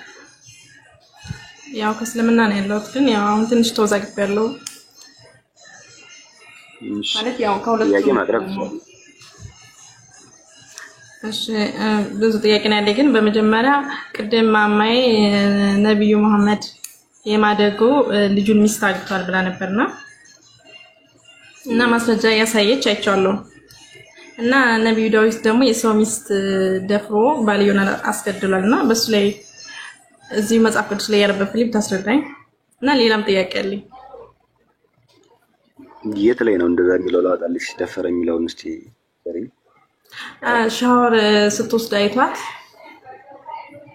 ደፈረ የሚለውን እፈልጋለሁ። የት ላይ ላውጣው? ከዛ ላይ ያስረዳኝ። እኔ ለንጽጽር ምናምን አልመጣሁም፣ በደንብ እንድታስረዳኝ ነው ፈልገው። እኮ ደፈረ ብለሻልና ደፈረ የሚል ነገር የለም። አንደኛ የኔ ማለት ቃል አጠቃቀም ሊሆን ይችላል እና ያው እሺ ኦኬ ቁርአንን ተቀበያለሽ? አምላክ ቃል ነው ብለሽ አይደለም? እኔ ከዛ ላይ አይደለም፣ አሁን ከእናንተ እምነት ነው እንድታስተምሩኝ ፈልገው። ችግር የለውም አሳይሻለሁ፣ ችግር የለውም። ግን ቁርአንን ተቀበያለሽ አይደለም? አዎ። እሺ ብሩክ አለ አለው አጎት ምን ልታዘዝ? ቀጥልሽ፣ መልስ ስጥ። የሚያስፈልግ ነገር ካለ አወጣልሃለሁ። እሺ የምትሰሚኝ ከሆነ ሳራ፣ አሁን ያነሳሽው ክፍል ስለ ዳዊት የሚናገረው አሁን በክርስትና አስተምሮ ያለውን አረዳድ እና በእስልምና ያለውን አረዳድ በነቢያቶች ዙሪያ መጀመሪያ ለይቶ ማወቅ ያስፈልጋል። አሁን እኛ መጽሐፍ ቅዱስ ላይ ይሄ ተጽፏል። አዎ ይሄ ነገር ግን ሲጻፍ እግዚአብሔር ፈቅዶ እግዚአብሔር ሰዎች እንደዚህ እንዲያደርጉ አዞ እግዚአብሔር በስራቸው ተባባሪ ሆኖ የተቀመጠ ክፍል አይደለም። ዳዊት በግልጽ ስህተት መስራቱን መጽሐፍ ቅዱስ ይናገራል። እንዲያውም እግዚአብሔር ነብይ አስነስቶ በነብዩ ናታን ንጉስ ዳዊትን ገስጾታል። ለኃጢአቱም ደግሞ ተቀጥቶበታል። ባይዘዌ ዳዊት በጣም ተጸጻች እንደ ልቤ የተባለ ነብይ ነው። ምንድነው እንደ ልቤ የተባለበት ምክንያት? ይጸጸታል። ኃጢአትን እንኳን ቢሰራ ትራሴን በእንባ ያርሳለሁ ብሎ የተጸጸተ ታላቅ ነብይ ነው ቅዱስ ዳዊት ማለት ነውና ይህንን በማድረጉ መጽሐፍ ቅዱስ አላበረታታውም ዳዊትን። ይልቁንስ በዛ ምክንያት የተጸነሰው ልጅ ራሱ እግዚአብሔር ቀስፎታል። ይሄ ምንድነው? የነቢያት ጻድቅ 7 ይወድቃል 7 ይነሳልና የነቢያት ድክመታቸውን መጽሐፍ ቅዱስ የሚነግረን እኛ እንድንማርበት ነው። ከነርሱ ስህተት ድጋሚ ስህተት ደግሞ እኛ እንዳንሰራ መማሪያ ይሆን ዘንድ ይሄ ተቀምጧል። ማማዬ ቀደም ያወራችሁ ግን ለመሐመድ ተግባር ቀንደኛ ተባባሪው አለ። መሐመድ በህይወት ዘመኑ ለሰራው ኃጢአት አንድ ቀን አልቅሶ አያውቅም። ንጉስ ዳዊት አንዴ ለሰራው እድሜ ልኩን አልቅሷል። ይሄ ነው ትልቁ ዲፈረንስ መረዳት ያለብሽ ማለት ነው። መጽሐፍ ቅዱስን ሙሉውን ስታነቢው ክፍሉን መረዳት ትችያለሽ። ከእስልምናው ጋር አስተምሮ ያለው ደግሞ በጣም የተለየ ነው። ዲያቆን እርሶ ቢቀጥሉ ይሻላል። እርሶ እያሉ ነው ያላወራው። ይቅርታ። እንደዛማ እንዳትሉ፣ ምክንያቱም እኔም መማር ስለምፈልግ እንደዛ አትበሉ። ሳርዬ እህታችን ብሩክ ቃሉ ታሰማልን። በደንብ አዳምጪኝ እሺ። አሪፍ ጥያቄ ጠየቅሽው።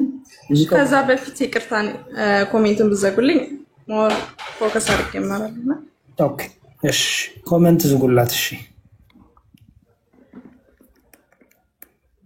እሺ አሪፍ ጥያቄ ጠየቅሽው። አንድ ነገር ማወቅ ያለብሽ ነገር በእኛ በመጽሐፍ ቅዱስ እንግዲህ አቤት ነቢያት የሚባሉ አሉ። ኦኬ አቤት ነቢያት አሉ፣ ደቂቃ ነቢያት የሚባሉ አሉ። ነቢያት ሲባል ነብይነት በመጽሐፍ ቅዱስ በሁለት ይከፈላል። አንደኛው ለምሳሌ እንደነ ሙሴ ፉሊ ነብይ የተባሉ በቃ አገልግሎታቸው የነቢያትነት የሆነ ማለት ነው።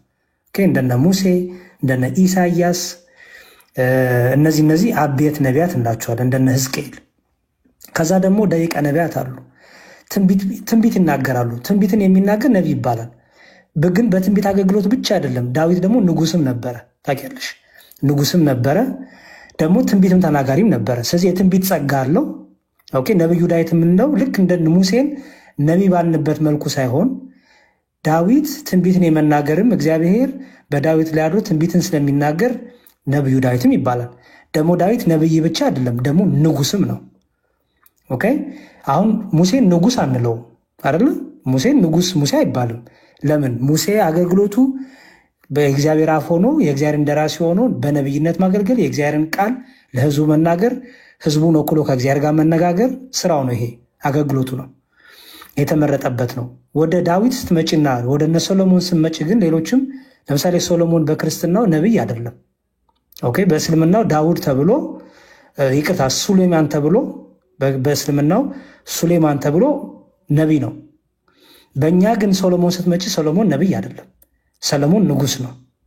ኦኬ ልክ እንደዛው ዳዊት የነብይነት ጸጋ አለው፣ የንጉስ ጸጋ አለው።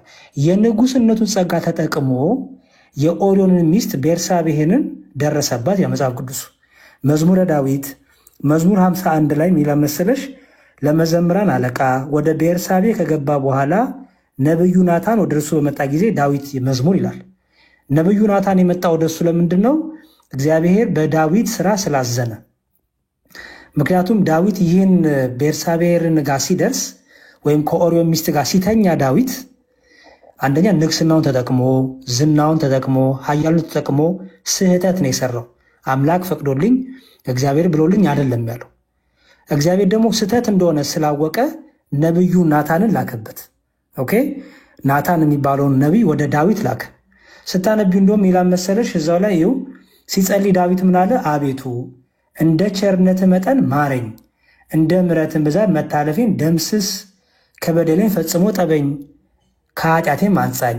እኔ መታለፌን አውቃለሁ፣ አይሹ ተላልፍ ያለው ለዚህ ክብር አይደለም እንዲህ እንዳረግ አይደለም እኔ ንጉስ ያረከኝ ጥበበኛ ያረከኝ የሰጠኝ የነብይነት ጸጋ እኔ ግን ተላልፌያለሁ ኃጢአት ሰርቻለሁ በደል በድያለሁ ኦሪዮንን አስገድያለሁ የኦሪዮንን ሚስት ቤርሳቤርን ደግሞ ደርሼባታለሁ ስለዚህ ያለ ይሄን በመዝሙር 51 ላይ ይሹን የንስሐ ጸሎት ዛሬ እኛ እንጸልያለን ይሄንን ዛሬ እኛ በተለያየ ኃጢአት ስለምንወድቅ ይሄን ጸሎት እንደ ጸሎት አድርጌ ዳዊትን ጸሎት ይሄኛ ጸሎት አድርገን እንጸልያለን ስለዚህ ዳዊት የወደቀው በራሱ ፍቃድ እግዚአብሔር ፈቅዶለት ሳይሆን በራሱ ፍቃድ ስጋ ፈቃዱ አሸንፎት ወደቀ ግን ደግሞ ተመልሶ ንስሐ ገባ መዝሙረ ዳዊት መዝሙር 50 እንጠቅላላ አስተነቢው የዳዊት ጸሎት የዳዊት የንስሐ ጸሎት የዳዊት የእንባ ጸሎት ይባላል እግዚአብሔር ደግሞ ከዚህ የተነሳ ለዳዊትና ለቤቱ ምህረትን አድርጓል ቀጥቶታልም ደግሞ ለዳዊትና ለቤቱን ደግሞ ምህረትም አድርጎለታል መለስኩልኝ ሰራ አመሰግናለሁ ከዚህ ጋር ያይዛ ስለ ሰለሞን ሚስቶችም እሱም ጥያቄ እንደሚፈጥርብኝ ነገር ስላለ ማለት አሁን በእስልምና መሐመድ 7 ሚስቶች በሚለው በዛም ስለሆነ እናንተ ብዙ ጊዜ እንተምትሉት እና እሱንም ስለ ጠይቡ ሰለሞን ሚስቶችም ታብራራልኝ ደስ ይለኛል እና ሌላም ጥያቄ አለኝ እሱን ጨርሰኝ መጀመሪያ ችግር የለውም እዚህ መጽሐፍ ላይ ያሳየኝ ማለት ነው እኮ አሁን ማሳይሽን ይዘሻል ጥቅሶቹን ይዣለሁ እሺ የሰሎሞንን ታሪክ ደግሞ ከፍተኛ ነበብን ደግሞ ላሳይሽ አሁንም አንድ አይነት ታሪክ ነው የምነግርሽ ሰሎሞን ነብይ አይደለም የመጀመሪያው ሰሎሞን ነብይ ተብሎ በመጽሐፍ ቅዱስ በክርስቲያኖች ሰሎሞን ነብይ ተብሎ አይጠራም ሰሎሞን ንጉስ ነው የሚባለው ጠቢቡ ሰሎሞን ወይም ንጉስ ሰሎሞን እንለዋለን እንጂ ነብይ አይደለም ይሄንን ኦኬ ሰሎሞን ንጉስነቱን ተጠቅሞ አሁንም እግዚአብሔር ለመልካም ነገር ሲያስበው እግዚአብሔር ንግስናውን ተጠቅሞ ቤቱን እንዲሰራ ሞገስ ጸጋ ሰጥቶት ሳለ ሰሎሞን ግን ምን አረገ ይላል ከሴቶች ጋር ለራሱ ሚስቶችን አበዛ ለራሱ ሴቶችን አበዛ እንደውም ቆያ ነበብን ምን ጥሩ ይመስለኛል ቆይ ጥቅሱን ላውጣልሽ አንዴ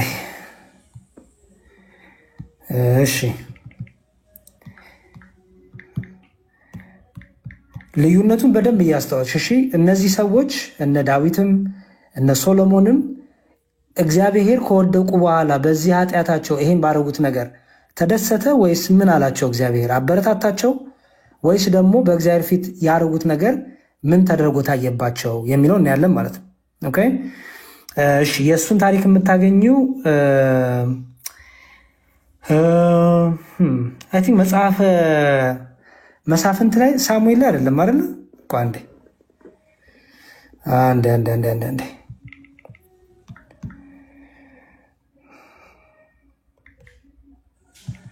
አቤት ረጅም ጊዜ ይሄን ካነሳውና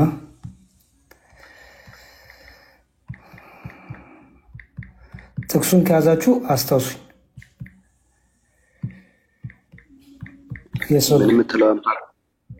የሰሎሞን ታሪክ ጠቅላላ አይ ቲንክ እንትን ላይ ነው ያለው ነገስት ላይ ይሁን ወይ አንደኛ ነገስት ወይ ሁለተኛ ነገስት ቆይ ችግር የለውም እስቲ አውጣዋለሁ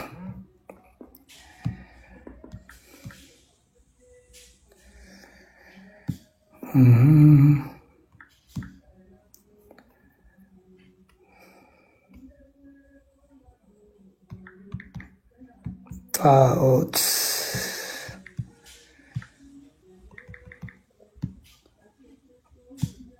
እሺ አንዴ ታገሽኝ እሺ ታለ ችግር የለም እዚሁ እያወጣ ነው እንድናነበው ሙሉን ኤግዛክትሊ ጥቅሶቹን አንዴ ላሳይሽ እሺ ዲያቆን አግኝቼው እሱ ከሆነ አንደኛ ነገስት 11 ከቁጥር 1 እስከ 6 ጀምሮ ያቅ ነገስት ላይ ሻውጣለን አሪፍ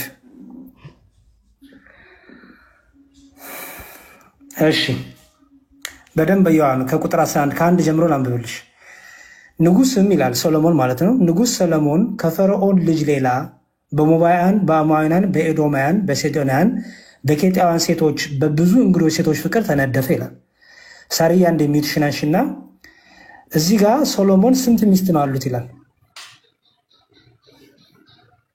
ምን አልከ ስንት ሚስት ነበረው ይላል እዚህ ጋር ሲጀምሪ እንጃ አልሰማሁም በደንብ ይወልሽ ፊት ለፊት እኮ አለ ንጉስ ሰሎሞንም ከፈርዖን ልጅ ሌላ በሞባውያንና በአሞንያን በኤዶሚያን በሴዶንያን በኬጢያን ሴቶች በብዙ እንግዶች ሴቶች ፍቅር ተነደፈ ይላል። ስለዚህ ትክክለኛ ሚስቱ ማናት? አይ በደንብ ይሁ ንጉሥ ሰለሞንም ከፈርዖን ልጅ ሌላ ከተባለም ማለት ነው ማለት ሌላ ሲል አልገባኝም። ኦኬ ለምሳሌ ሳራ ከያሬድ ሌላ በብዙ ወንዶች ፍቅር ወደቀች ከተባለ ምን ማለት ነው? ኦኬ ከባሏ ሌላ ማለት ነው። ጎበዝ። ስለዚህ ያ ባልሽ ማን ነው ማለት ነው? ያሬድ አይደል? ያ ሌሎቹ ባላውን ግን ፍቅር ይዞሻል ማለት ነው ከሌሎቹ ጋር አይደል? አሁን ገባሽ በጣም ማለት ነው። ስለዚህ ውስጥ ጋር ይላል ንጉሥም ሰሎሞን ከፈርዖን ልጅ ሌላ በሞባውያንና በአሞንያን በኤዶሚያን በሴዶንያን በኬጢያን ሴቶች በብዙ እንግዶች ሴቶች ፍቅር ተነደፈ ማለት ነው። ሚስቱ ማን ነበረች ማለት ነው? የፈርዖን ልጅ አይደል? ስለዚህ ሚስት ነበረችው እንጂ ነበሩት አይደለም አይደል? የነበረችው አንዲት ናት። እሷ ማን ናት? የፈርዖን ልጅ አይደል? በኋላ ግን እሱ ምን ሆነ? ከሌሎች ከነዚህ ኤዶሚያን፣ ሴዶንያን፣ ኬጢያን የሚባሉት መንደሮች ናቸው። ኦኬ መንደሮች፣ ሰፈሮች ናቸው። ከነዚህ ሰፈሮች ሴቶች ጋር ደግሞ ፍቅር ያዘ ይላል። አገባቸው ይላል ነው አይልም። ሲጀምር አላገባቸው ማስተው ያገባት የፈርዖን ልጅ ነው። በኋላ ግን ሌሎች ሴቶችን ማየት ጀመረ። ኦኬ ከዛ ምን ተፈጠረ? እግዚአብሔር የእስራኤል ልጆች አምላኮቻቸውን ተከተሉ ዘንድ ልባችሁን በእውነት ያዘነብለውና ወደ እነርሱ አትግቡ እነርሱም ወደ እናንተ አይግቡ ካላቸው ከአሕዛብ ከነዚህ ጋር ሰሎሞን በፍቅር ተጣበቀ። ለእርሱም ወይዛዝርት የሆኑ 700 ሚስቶች 300 ቁባቶች ነበሩት። ሚስቶቹም ይላል ከፍ አድርገው ምን አረገማቱ ሰሎሞን ከነበረችው ከፈርዖን ልጅ ሌላ ጨምሮ አገባ ማለት ነው አይደል? ኦኬ ከዛ በኋላስ አሁን እግዚአብሔር ይሄን ነገር ፕሩፍ አረገለት። በቃ አፕሩቭ አረገለት። ጥሩ ነው አለው ወይስ ምን ተፈጠረ የሚለው እኔ ሶሎሞንም ሲሸመግል ሚስቶቹ ሌሎች አማልክት ይከተል ዘንድ ልቡን አዘነበሉት። የአባቱ የዳዊት ልብ ከአምላኩ ከእግዚአብሔር ጋር ፍጹም እንደነበረ የሰሎሞን ልብ እንዲሁ አልነበረም ይላል። እጁ ልክ እንደ አባቱ እንደ ዳዊት ለእግዚአብሔር አልታመነም። አባቱ ዳዊት ኃጢአት ሰርቶ ንስሐ ገብቷል። ሶሎሞን ግን ቀጠለበት። ሴቶችን እያበዛ ንጉሥ ነኝ እያለ ጥበበኛ ነኝ እያለ ብዙ ሴቶችን ያበዛ ጀመር። ለራሱ ሚስቶች ያረግ ጀመር። ከዛ ምን ሆነ? ሰሎሞንን በእግዚአብሔር ፊት ክፉ ነገር አደረገ ይላል። እጁ ስለዚህ ሚስት ማብዛቱ በእግዚአብሔር ዘንድ መልካም ወይስ ክፉ? ክፉ ይላል። እዚህ ጋር ያው ጥሩ እንዳልተቀበለው ይገልጻል። ኮበስ ክፉ ነገር አደረገ። እንደ አባቱም እንደ ዳዊት እግዚአብሔርን በመከተል ፍጹም አልሆነም። እጁ ፍጹም አልሆነም። በዚያን ጊዜም ሰሎሞን ለሞዓብ ርኩሰት ለካሞሽ ለአሞን ልጆች ርኩሰት ለሞሎክ በኢየሩሳሌም ፊት ለፊት ባሉ ተራራ ላይ መስገጃ ሰራ። ለአማልክቶቻቸው ዕጣን ለሚያጥኑ መስዋዕትን ለሚሰቡ እንግዶች ሚስቶች ሁሉ እንዲሁ አደረገ። 2 ጊዜም ከተገለጠለት ሌሎችን አማልክት እንዳይከተል ካዘዘው ከእስራኤል አምላክ ከእግዚአብሔር ልቡን አርቋልና እግዚአብሔርም ያዘዘውን ነገር አልጠበቀምና እግዚአብሔር ሰሎሞንን ተቆጣው ይላል።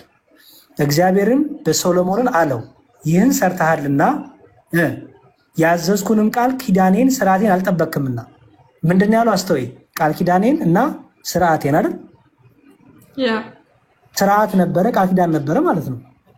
ምን ማንም ሰው ፍቺን እንዳያደርግ፣ ማንም ሰው ከአንድ በላይ እንዳያገባ እግዚአብሔር በሙሴ በኩል አድርጎ ተናግሯል። ዘመዱን እንዳያገባ፣ ሚስት እንዳያበዛ፣ በተለይ እነዚህ ነቢያት፣ ነገስታት የእግዚአብሔር እንደራሴ የሚሆኑት እግዚአብሔር የሚገለገልባቸው እግዚአብሔር ይመርጣቸው እነዚህ ደግሞ ጥንቃቄ እንዳደረገባቸው እግዚአብሔር ተናግሮ ነበር። ሰሎሞን ግን ይህን አልጠበቀም። ስለዚህ ምን አለው? ስርዓቴን አልጠበቅም ኪዳንም አልጠበቅምና መንግስትን ከአንተ ቀድጄ ለባሪያ ሰጠዋለሁ። ነገር ግን ከልጅ እጅ እቀደዋለሁ እንጂ ስለ አባትህ ስለ ዳዊት ይህን በዘመን አላደርግም። ነገር ግን ስለ ባሪያዬ ስለ ዳዊትና ስለመረጥኳት ስለ ኢየሩሳሌም ለልጅ እንደ አንድ ነገር ሰጣለሁ እንጂ መንግስት ሁሉ አልቀድም አለ። እግዚአብሔርም ከኤዶሚያስ ነገስታት ዘር የኤዶሚያስን ሰው ሃዳድን ጠላት አድርጎ በሰሎሞን ላይ አስነሳው ይላል። እጁ ስለዚህ ሚስት ስላበዛ ሚስቶች ያበዛው ሲጀመር ከፈርዖን ልጅ ሌላ ብዙ ሴቶችን ያደረገው በራሱ ፈቃድ ወይስ በእግዚአብሔር ፈቃድ? በራሱ ፈቃድ ነው። ምክንያቱም እዚህ ጋር ተቆጣውም ይላል ማለት ያን በማድረጉ እግዚአብሔር እንደተቆጣው። ስለዚህ የሶሎሞንም እንደዛ ነው መልሱ ማለት ነው። ሶሎሞን ያን ያደረገው ትክክል አይደለም፣ እግዚአብሔርም አልተደሰተም። ሰለሞን ደግሞ ያን ያደረገው ሲጀምር በራሱ ስልጣን በራሱ ፍቃድ ተጠቅሞ ነው። ሁለተኛ ደግሞ እግዚአብሔር ደግሞ ለዛ ደግሞ ቀጥቶታል። ዘዳግም ሌላ ጥያቄ ልጠይቅ? ማየት እንችላለን። አዎ ዘዳግም 17ንም እውነት ነው ብሩክ፣ ዘንግቼው ነበር። አሳያለሁ። ከዚህ ጋር ተያይዞ ያለውን አሳየ። ቀጥል ብሩክ።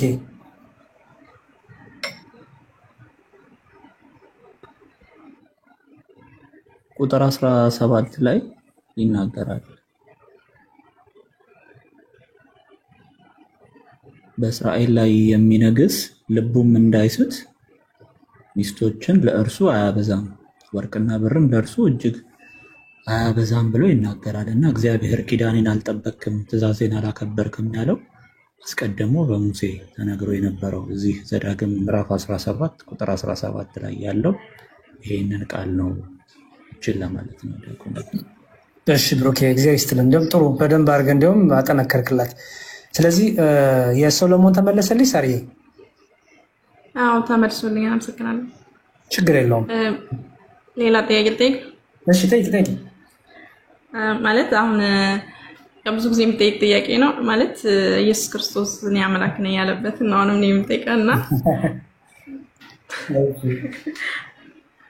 ያው እስኪ በዚህ ዙሪያ ኦኬ ችግር የለውም። 1 3 4 ጥቅሶች ልስጥሽና የመጀመሪያው ዮሐንስ ራእይ ቅድም ያነበብኩት ነው። ዮሐንስ ራእይ ምዕራፍ 1 ቁጥር 7 ላይ ይኸው እዚህ ጋር አለልሽ ሚላል፣ እነሆ ከደመና ጋር ይመጣል፣ ዓይንም ሁሉ የወጉትም ሁሉ ያዩታል፣ የምድርም ወገኖች ሁሉ ስለ እርሱ ዋዋ ይላሉ።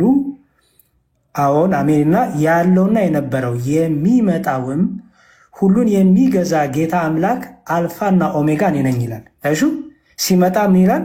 እርሱ ማን ነኝ ይላል? እኔ አልፋ እና ኦሜጋ። አልፋ እና ኦሜጋ ማለት ነው። አልፋ ወኦሜጋ ማለት ነው። አልፋ ኦሜጋ ማለት ያው አምላክ ብቻ ሊናገር የሚችል ቃል ነው፣ የነበረ ያለና የሚኖር ማለት ነው። ያለና የሚኖር አይደለ? አዎ። ግን እዚህ ጋር ኢየሱስ እንደተናገረው አዎ እኔ ነኝ ይላል። እኔ ነኝ ይላል። እኔ ነኝ ማለት እግዚአብሔር እዚህ ጋር ኢየሱስ የሚለው ነው እንተኝ እግዚአብሔር ይሄን ቃል ሊናገር ይችላል መጽሐፍ ቅዱስ ላይ። እሺ ይኸውልሽ እዚህ ጋር እነሆ ከደመና ጋር ይመጣል፣ ዓይንም ሁሉ የወጉትም ሁሉ ያዩታል። የወጉትም ሊተሽን ኦኬ። የወጉትም ማለት የወጉት ማለት ያው በመስቀል ላይ አንድም በመስቀል ላይ ሰቀሉት። ሁለተኛ ግን ምንድነው? ለምሳሌ አንድ ክርስቲያን ዝሙት ሲሰራ፣ ኃጢአት ሲሰራ፣ በደል ሲሰራ፣ ሲያመነዝር አምላኩን እንደመውጋት፣ ጌታውን እንደመውጋት፣ ጌታውን እንደመበደል ነው የሚቆጠረው። ገባሽ? ስለዚህ ንስሐ ያልገቡ የካዱት ደግሞ አንድም የሰቀሉት አንድም ደግሞ ክርስቶስን አምላክ አይደለም ፈጣሪ አይደለም ብሎ የካዱት ሁሉ ያውታል ነው። አንድም ኦኬ የወጉት ሁሉ ያውታል። የምድርም ወገኖች ሁሉ ስለ እርሱ ዋይ ዋይ ይላሉ። አይሹ እርሱ ተብሎ እዚህ ጋር ጠቅሷል። አይሹ እርሱ ይመጣል፣ የተወጋ ነው። የወጉት ሁሉ ደግሞ ያውታል። የተወጋ እጆቹን እያሳየ ነው የሚመጣው። ዋይ ዋይ ይላሉ። ከዛ እሱ ግን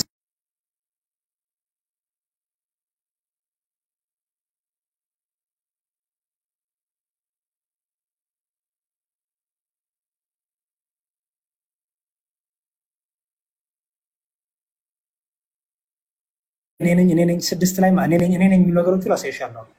ዮሐንስ 14 እሺ ይኸው ምን እንደሚል እኔ ነኝ ጌታ የተናገረበትን እኔ ነኝ የሚሉትን ነው እየደጋገምኩ ማሳይሻው። እና እኔ ነኝ ማለት እስኪ ለምሳሌ ክርስቶስ ነቢይ ብቻ ቢሆን እስልምናው እንደሚለው እኔ ነኝ አንድ ነቢይ በዚህ ውስጥ እየከተትሽ ለምሳሌ ሙሴንም ክተቺ ወይ መሐመድንም ክተቺ ወይ አብርሃምን ክተቺ ብቻ ይሄን ነገር እንደ ነቢያቶች መናገር ይችላሉ የሚለውን እየመለሽን ትሄጃለሽ። እንዲህ ይላል ጌታ ኢየሱስም እንዲሁም ከላይ ጀምራ እንደ ይቅርታ ከቁጥር 1 ልባችሁ አይታወክ፣ በእግዚአብሔር እመኑ፣ በእኔም ደግሞ እመኑ። እሺ አንድ ነብይ በእግዚአብሔር እመኑ በእኔ እመኑ ማለት ይችላል? ኖ አይችልም። እየተናገራሉ ክርስቶስ ማለት በእኔም ደግሞ ካለ አይ ሁለት ይሆንብኛል። በኋላ ታስረዳኛለህ። ጎን ለጎን ያደርገው ልጅ ንጽጽሩ ከእግዚአብሔር ጋር አይደል ያለው? አሁን አንድ ነብይ መጥቶ ለምሳሌ ሙሴ እኔ በተናገርኩት እመኑ ሊል ይችላል፣ እግዚአብሔር በነገረኝ ሊል ይችላል። እዚህ ጋር ግን ክርስቶስ ምንድን ያለው? በእግዚአብሔር እመኑ ደግሞ በእኔም እመኑ።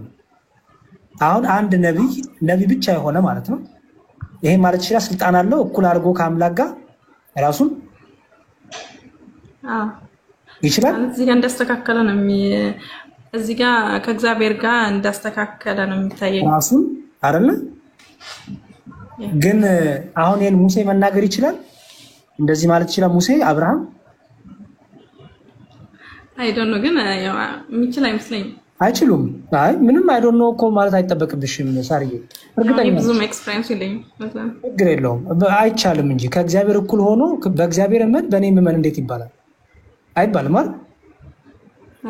አይባልም። ክርስቶስ ግን አምላክ ስለሆነ ራሱን አተካክሎ እንደዛ ተቀጥሮ ደግሞ ምን አለ? በአባቴ ቤት ብዙ መኖሪያ አለ፣ እንግዲህስ ባይሆን ባላልኳችሁ ነበር፣ ስፍራ አዘጋጅላችሁ ዘንድ እሄዳለሁ። አሁን ደግሞ ስፍራ አዘጋጅላችሁ ዘንድ ስፍራ አዘጋጃለሁ በሰማይ አለ ጌታ። እኔ ስፍራ አዘጋጅ። ኦኬ እዚህ ጋር በአባቴ የሚለው አብን ነው። አብን ነው። አዎ በአባቴ ቤት ስፍራ አዘጋጅላችኋለሁ። ስፍራ ማዘጋጀት ለምሳሌ ሙሴ እኔ እሄድና በገነት እኔ ቦታ አዘጋጅላችሁ ማለት ይችላል? ኖ አይችልም። ጌታ ግን ምን አለ ክርስቶስ? እኔ በአባቴ ቤት ብዙ መኖሪያ አለ፣ ደግሞ በአባቴ ቤት ደግሞ ባለው መኖሪያ ውስጥ እኔ ስፍራ አዘጋጅላችኋለሁ አለ። እኔ እያለ ነው ጌታ። አስተውይ። ቀጠለና ሄጄም ስፍራ ባዘጋጀውላችሁ እኔ ባለሁበት እናንተ ደግሞ እንድትሆኑ ሁለተኛ እመጣለሁ፣ እኔም እወስዳችኋለሁ። እሺ አብርሃም ነው? ይስሐቅ ነው? ማን ነው? መሐመድ ነው? ሁለተኛ እመጣና ሰብስቤያቸው እሄዳለሁ ማለት ይችላሉ? እዚህ ጋር ኦኬ ከታች ያለው ነው የምትለኝ መንገድ?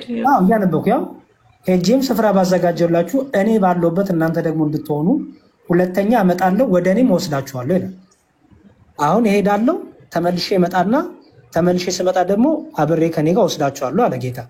ይሄንን አንድ ነብይ መናገር ይችላል? እንዲህ ብሎ ስልጣን አለ መናገር ማለት አሁን ተመልሼ እመጣለሁ ሲል ተመልሶ የሚመጣው ሊፈርድ ከሆነ ያው አምላክ ነው ማለት ነው። ሊፈርድ ሲባል በኃጥአን ላይ ይፈርድባቸዋል። ለእኛ ግን ለክርስቲያኖች ለምናምነው ለምንጠብቀው ደግሞ ይፈርድልናል። ከእርሱ ጋራ የዘላለም እንድናገኝ ረፍት እንድናገኝ ይወስደናል። ማለት አሁን የትንሣኤ ቀን አዎ የትንሣኤ ቀን ማለት ለማለት የፈለኩት ድጋሚ ለፍርድ ይመጣል አይደል? አዎ ፍርድ ነው እዚህ ጋር እየተናገረ ክርስቶስ እየተናገረ ያለው አዎ የፍርድ ቀን እየተናገረ ነው።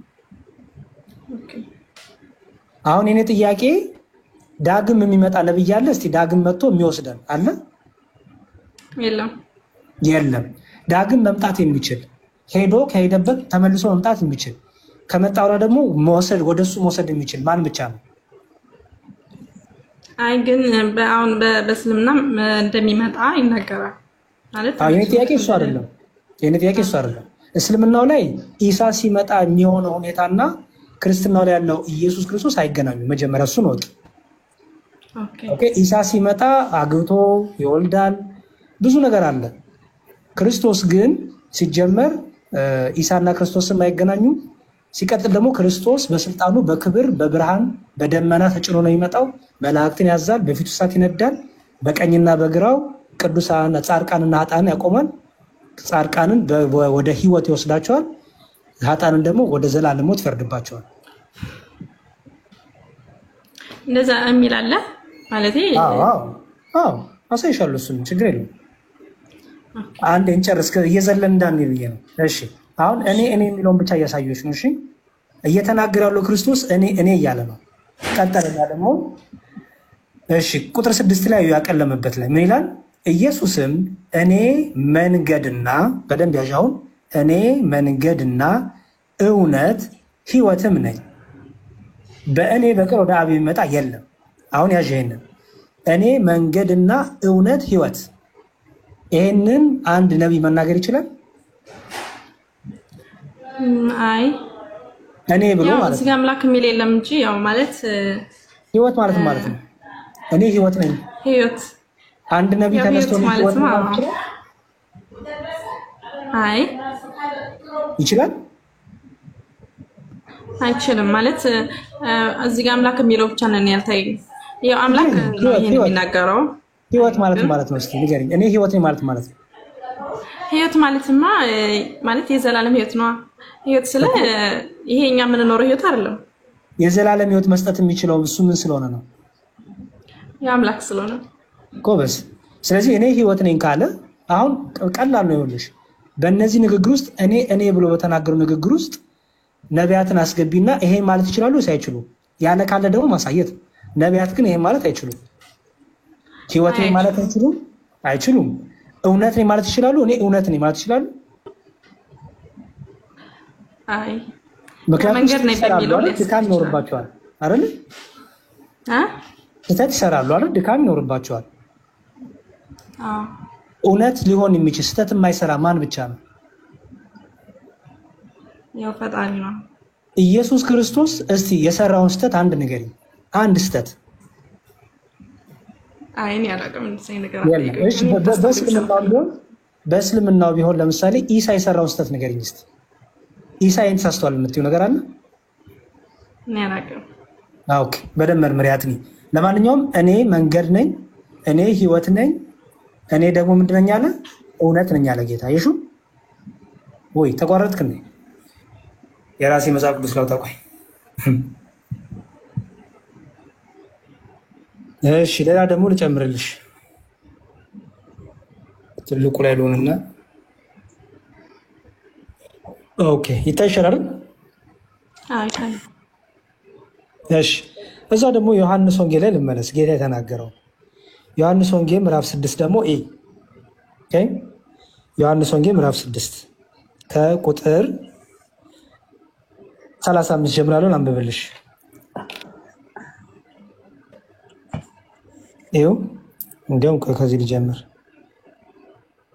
እሺ ቁጥር 47 ይኸው እውነት እላችኋለሁ በእኔ የሚያምን የዘላለም ሕይወት አለ። አንድ ነብይ እንደዚህ መናገር ይችላል? ኦኬ በእኔ የሚለው ከእግዚአብሔር ቢሆንስ? አሁን እዚህ ጋር ክርስቶስ ኮን ተናጋሪው እኔ እያለ ነው ክርስቶስ። ያ ግን እዚህ ጋር አሁን ማለት ነው በኢየሱስ መሆኑን ብቻ ነው ተሰይፈ ፈልገው። አሁን እዚህ ጋር እግዚአብሔር ሊናገር ይችላል። ክርስቶስ ነው ተናጋሪው ሚላል እዚህ ጋር። አዎ ይኸውልሽ ወይ ይኸው ከላይ ጀምሮ ስታነቢ እኮ ከዚህ በኋላ ኢየሱስ ወደ ገሊላ ባህር በሩ ተሻገረ፣ እርሱም የጥብርያዶስ ባህር ነው። ስለዚህ ኢየሱስ ክርስቶስ የተናገረው ይሄን ሁሉ ክፍል ኦኬ ከሐሳቡ ከመጀመሪያው ነው ማለት ነው። ከቁጥር 1 ጀምሮ እኔ ያለበትን ያሳየው ስለሆነ ነው። ኦኬ እውነት እላችኋለሁ፣ ይኸውልሽ እውነት እላችኋለሁ በእኔ የሚያምን የዘላለም ሕይወት አለው። የህይወት እንጀራ እኔ ነኝ። ይሄንን አንድ ነብይ መናገር ይችላል እንዲህ ብሎ? አይችልም። ያው ማለት ህይወት ማለት የህይወት እንጀራ ማለት የዘላለም ሕይወት እኔ ነኝ። ለምሳሌ ለስጋሽ እንጀራ ትበያለሽ አይደል? ለስጋሽ ሕይወት አይደል?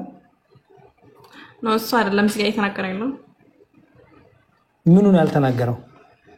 ማለት የህይወት እንጀራ ሲል እዚህ ጋር ያለውን እንጀራ አይደለም እያለ ያለው። የህይወት እንጀራ ማለት ያው የዘላለም ሕይወት ነው። የዘላለም ሕይወት ምክንያቱም ከላይ ምን ስላለ ነው? በእኔ የሚያምን የዘላለም ሕይወት አለው ስላለሽ። ኦኬ አባቶቻችሁ በምድረ በዳ መና በሉ ሞቱ። ሰው ከእርሱ በልቶ እንዳይሞት ከሰማይ አሁን የወረደ እንጀራ ይህ ነው። ከሰማይ የወረደ ሕያው እንጀራ እኔ ነኝ። አዩ ከሰማይ የወረደ ሕያው እንጀራ እኔ ነኝ። ከሰማይ ወርጃለሁ እያለ ነው አይደል? ያ ግን እዚህ ጋር ሕያው ማለት የማይሞት ነው አይደል? ለዘላለም ሕያው ማለት አልፋ እና ኦሜጋ ማለት አይደል? ቅድም ኦኬ አሁን ማለት ሕያው ሲል እዚህ ጋር ኢየሱስ ማለት ያው ተነስቷል፣ ግን እንደሞተ ይናገርና ሕያው ማለት የማይሞታል። ችግር የለውም። ክርስቶስ ይኸውልሽ አምላክ ነው አይደል? አምላክ ግን እኛ ሞተ ስንል በስጋው ሰው ከሆነ በኋላ በስጋው ሞተ እንላለን። ለአምላክ መሞት አይስማማም አይደል? መሞት የአምላክ ባህሪ አይደለም አይደል? ግን ክርስቶስ ሰው ሆነ እንል አይደል? እኛ አምላካችን ሰው ሆነ እኮ እንላለን አይደል? ሰው ሆኖ ከኛ ጋር ሆነ፣ ሰው ሆኖ እኛም መሰለ እንላለን። ስለዚህ እኛም በመምሰሉ በስጋው ሞተ እንላለን፣ በስጋው ተገረፈ፣ በስጋው ተሰቀለ እንላለን እኮ ገባሽ? እሱ ግን አምላክ ስለሆነ ምን አደረገ? ሞትን ድል አድርጎ ተነሳ። አይሽ ደግሞ ምን አለ ጌታ? እሄዳለሁ እመጣለሁ አላለም ቅድም አይደል? ቅድም ሳስነብብሽ እሄዳለሁ ተመልሼ ደግሞ እመጣለሁ ወደ እኔም ወዳለበት ወስዳቸዋለሁ አላለም ጌታ ብሏል። ስለዚህ እሄዳለሁ ማለቱ ትንሣኤውን እርገቱን ነው የሚያሳይሽ። ይሞታል፣ ይነሳል፣ ያርጋል በስልጣኑ። ተመልሼ ደግሞ እመጣለሁ ሲል ደግሞ የመጨረሻውን ቀን ያሳያል አይደል? በጣም ጥሩ። ስለዚህ አሁን ምን አለ ጌታ? ከሰማይ የወረደ ሕያው እንጀራ እኔ ነኝ፣ ለዓለም ሕይወት የምሰጠው እንጀራ ደግሞ ስጋዬ ነው አለ። እሺ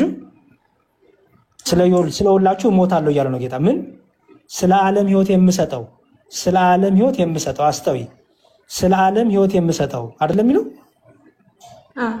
ስለ ዓለም ሕይወት የምሰጠው ማለት ነው ስለ እያንዳንዳችሁ ስለ ሰዎች ማለት ነው አይደል? የምሰጠው እንጀራ ምንድነው አለ? ስጋዬ ነው። ስለዚህ ጌታ ምን አረገልን? ተሰቀለልን፣ ተገረፈልን፣ ሞተልን አለ ማለት ነው። ኦኬ ቀጠለና ደግሞ ጌታ እንዲህ አለ፣ ስጋዬ እውነተኛ መብል ደሜም እውነተኛ መጠጥ ነው። ስጋዬን የሚበላ ደሜን የሚጠጣ በእኔ ይኖራል፣ እኔም በእርሱ እኖራለሁ። ሕያው አብ እንደላከኝ እኔም ከአብ የተነሳሁ እንደምሆን እንዲሁ የሚበላኝ ደግሞ ከእኔ የተነሳ ሕያው ይሆናል ይላል። የሚበላኝ ደግሞ ከእኔ የተነሳ ሕያው ይሆናል። ይሄን አንድ ነቢይ መናገር ይችላል እንደዚህ ብሎ? አይችልም። እዚህ ጋር በቃል በቃ ምኛለሁ፣ ግን የሆነ ጥቅስ አለ ማለት እንትኑን ረስቼዋለሁ ቁጥሩን፣ ግን ይመስለኛል በነግረህ ታወጣልኛለህ ብዬ አስባለሁ። ምንድን ነበረ? በማቴዎስ ወንጌል ነው፣ ግን ቁጥሩና ምዕራፉን አይደው ነው፣ ግን ቁጥሩ 21 ይመስለኛል ምዕራፉ። ግን ማለት አንብቤዋለሁ ግን ረስቼዋለሁ። ጌታ የሚለኝ የዛኔ እክዳችኋለሁ ምናምን ይላል እና እሱ ምዕራፉን ረስቼዋለሁ። እሺ ጌታ የሚለኝ የሚለው ገባኝ። እሺ መጽሐፍ ቅዱስ ጌታ የሚለኝ ያኔ በአባቴ ፊት እክደዋለሁ የሚላልና እሺ እሱን ደግሞ ላሳይሽ። እንዲሁም ከፍቼ ራሱ ምን ማለት እንደሆነ ከነትርጉሙ ላሳይሽ። እንደዚህ ጥቅስ ሲሰጥሽ ሌላ ቀን ምን ታደርጊ መሰለሽ? ሙሉን ገብተሽ ለማንበብ ሞክሪ። እሺ ምን ተጠይቆ ነው ጌታ እንደዚህ የመለሰው? መቼም ምንም ሳይጠይቅ እንደዚህ አይመልስም ማለት ያው ሐሳቡ ያላይሆን ከአንድ ጀምሮ ሊሆን ይችላል፣ ግን ያው እኔ በዚህ እናንተ እንትን ብትሉት አሪፍ ነው ብዬ ስላሰብኩ ነው። ደግሞ በምሳሌም ስለሆነ አብዛኞቹ የሚነገሩ ጥሩ ችግር የለውም። እሺ ላውጣልሽና እንትኑን ጥቅሱን ከዛ ያነበብን አንቺ ራስሽ ትመልሺዋለሽ። እንደውም አንቺ ራስሽ ልትመልሽ ነው ማረግሽ። ማቴዎስ 7:22 ላይ ነው። እንዲሁም ደግሞ ካስፈለገት ራሱ ቶማስ እና ዘካርያስ ጌታን ኢየሱስን አምላኬ ብለው ተናግረውታልና ቶማስም እንደዚህ ጌታ አምላኬ ብሎታል ለክርስቶስ። እንዲሁም ዘካርያስ 13:14 ላይ ታገኛለሽ። የሚመጣው መሲህ ዳግም የሚመጣው እሱ አምላኬ ብሎ ሲጠራው ትመለከቻለሽ። እና ቀጥታ ተባረኩ። አሜን። ቤትሻይ እሺ ኦኬ ማቴዎስ ወንጌል ምዕራፍ 7 ላይ አይደል ያለው? አውጥቼዋለሁ ዲያቆን ወጣል። እሺ ማቴዎስ ወንጌል ምዕራፍ 7 እንዲህ ይላል። ይኸውልሽ እያነበብሽ እንዲሁም ከላይ ጀምረን እናንበው ሐሳቡ እንድታገኘው በደንብ አስተውይ። ጌታ ከቁጥር 1 ጀምሮ እንዲህ የተናገረ ነው። ቁጥር 1 ላይ አጭር አድርጌ ልፍታልሽ። ጌታ ምን እያደረገ ነው መሰለሽ? ይሄ ክፍል ማቴዎስ ወንጌል ጌታ ሕግን ያስተማረበት ነው። ኦኬ ሰዎች እንዴት መኖር እንዳለባቸው፣ በተለይ ክርስቲያኖች ደግሞ ከህዝቡ ጋር እንዴት መኖር እንዳለባቸው፣ አገልጋዮች እንዴት መኖር እንዳለባቸው ያስተማረበት ነው። ስለዚህ ምን አለ? አንቀጸ ብፁዓን ይባላል። ምዕራፍ 5፣ 6፣ 7 እነዚህ በጣም የክርስቲያኖች አኗኗር ጠቅላላ የተቀመጠበት ነው። ስለዚህ ምዕራፍ 7 ላይ እንዳይፈረድባቸው አትፍረዱ። ስለዚህ አትፍረዱ አለ ማለት ነው። ይሄ መፍረድ፣ ሰው ላይ ጣት መቀሰር፣ እገሌ እኮ ኃጢአተኛው፣ እገሌ እኮ ዘማዊ ነው፣ እገሌ እኮ እንዲህ ነው እያሉ በሰው ድካም በሰው ኃጢአት አትፍረዱ፣ ምክንያቱም እናንተም ደካሞች ናችሁ፣ እናንተም ይፈረድባቸዋል አለ። ቀጥሎ ደግሞ በወንድም ላይ ያለውን አይን ጉድፍ አታውጣ፣ ወንድም ላይ ያለውን ችግር ከምታይ ራስ ላይ ያለውን ስተት ድካም እይ፣ በወንድም ኃጢአት ሳይሆን በራስ ኃጢአት ራስን ተመልከት አለ ጌታ ማለት ነው። ኦኬ ቀጠልና ደግሞ በእግራቸው እንዳይረግጡ ተመልሰው እንዳይነክሷችሁ የተቀደሰው ለሾህ አትስጡ አለ። ንጽህናችሁን ቅድስናችሁን ጠብቁ፣ ህይወታችሁን ጠብቁ አለ። ቀጠልና ደግሞ ለምኑ ይሰጣችኋል፣ አንኳኩ ይከፈትላችኋል አለ ጌታ። ኦኬ ስለመለመን አስተማረ። ክርስቶስን ስለመለመን እግዚአብሔርን ደጅ ስለመጥናት አስተማረ። ከዛ ቀጥሎ ደግሞ ቁጥር 11 ላይ እንኪያንስ እናንተ ክፎች ስትሆኑ ለልጆቻችሁ መልካም ስጦታ ከሰጣችሁ አይደል? ልጅሽ ለምሳሌ ሲለምንሽ ደግሞ ሲለምንሽ ይሄ ሊጨቀጨቀኝ ብለሽ ሆነ ነገር ትሰጪዋለሽ። እንዲያው ለልጆቻችሁ እናንተ እንኳን ደጎች ከሆናችሁ እንዴት አምላካችሁ ደግ ያሆንላችሁ አላስተማረ? ቀጠለና አሁን በደንብ አስተውይ። እንግዲህ ሰዎች ያደርጉላችሁ የምትወዱትን ሁሉ እናንተ ደግሞ እንዲሁ አድርጉላቸው፣ ሕግም ነቢያትም ይነዋል። ለሰዎች ለእናንተ የሚደረገው እንድትፈልጉትን ሰዎች ላይ አድርጉ አለ። ከዛ ወደ ሕይወት የሚወስደው ደጅ የጠበበ መንገዱም የቀጠነ ነውና የሚያገኙ ጥቂቶች ናቸው አለ። አሁን ምን አለ ጌታ? ሰፊ መንገድ አለ፣ ጠባብ መንገድ አለ አለ። ሰፊው መንገድ ብዙዎች ይሄዱበታል፣ ለስጋ ይመቻል፣ ዝሙት ነው፣ ዳንስ ነው፣ ጭፈራ ነው፣ መጠጥ ነው፣ ስካር ነው፣ ለስጋ ይመቻል፣ ብዙ ሰው ይሄድበታል፣ ግን መጨረሻው ሞት ነው አለ። ጠባው መንገድ ደግሞ ያለው ምንድነው? ጾም አለው፣ ጸሎት አለው፣ እንደፈለግሽ አትሆኝም፣ በህጉ በቃሉ ትኖሪያለሽ። ስለዚህ መጨረሻው ደግሞ እሱ ህይወት ነው አለ፣ የዘላለም ህይወት ነው አለ። ቀጠለና አሁን በደንብ የበግ ለምድ ለብሰው ከሚመጡባችሁ በውስጣቸው ግን ነጣቂዎች ተኩላዎች ከሆኑ ከሐሰት ተጠበቁ አለሽ። አስመሳይ ክርስቲያኖች በግ በክርስቲያኖች ይመሰላል፣ ተኩላ ደግሞ በነጣቂ ይመሰላል፣ በከሃዲያን ይመሰላል። ስለዚህ ሲታዩ ክርስቲያን ይመስላሉ፣ ግን ደግሞ ውስጣቸው ተንኮል፣ ክፋት፣ በቀል፣ መጥፎ ነገር የያዙ ናቸው። ከነዚህ ተጠበቁ አለ ጌታ። ሲታዩ ወንጌል ያስተምራሉ፣ ይዘምራሉ፣ ይሰብካሉ፣ ግን ውስጣቸው በጣም ክፉ ነው አለ ጌታ። ኦኬ ተጠበቁ አለ። ከዛ ምን አለ?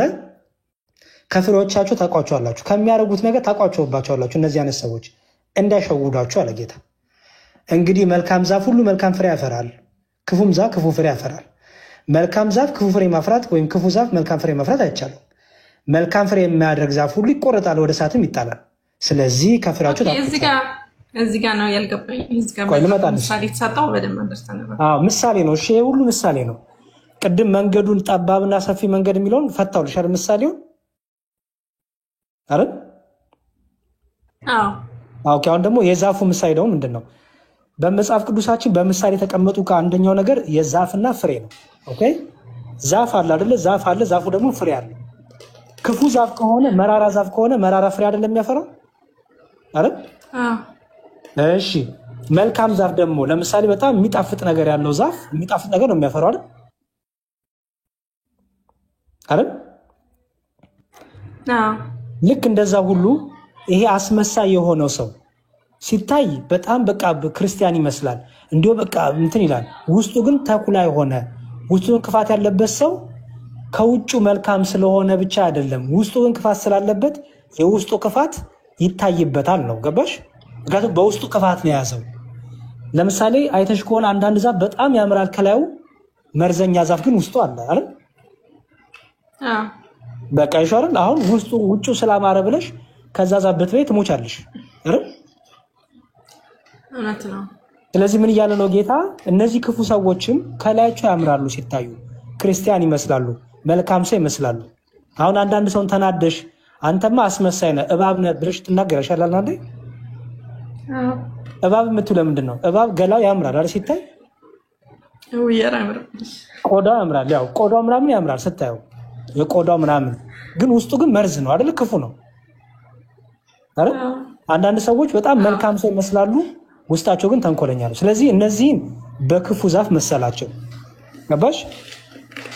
ይቅርታ እንዴ ስራሉኝ አንድ ደቂቃ። ኦኬ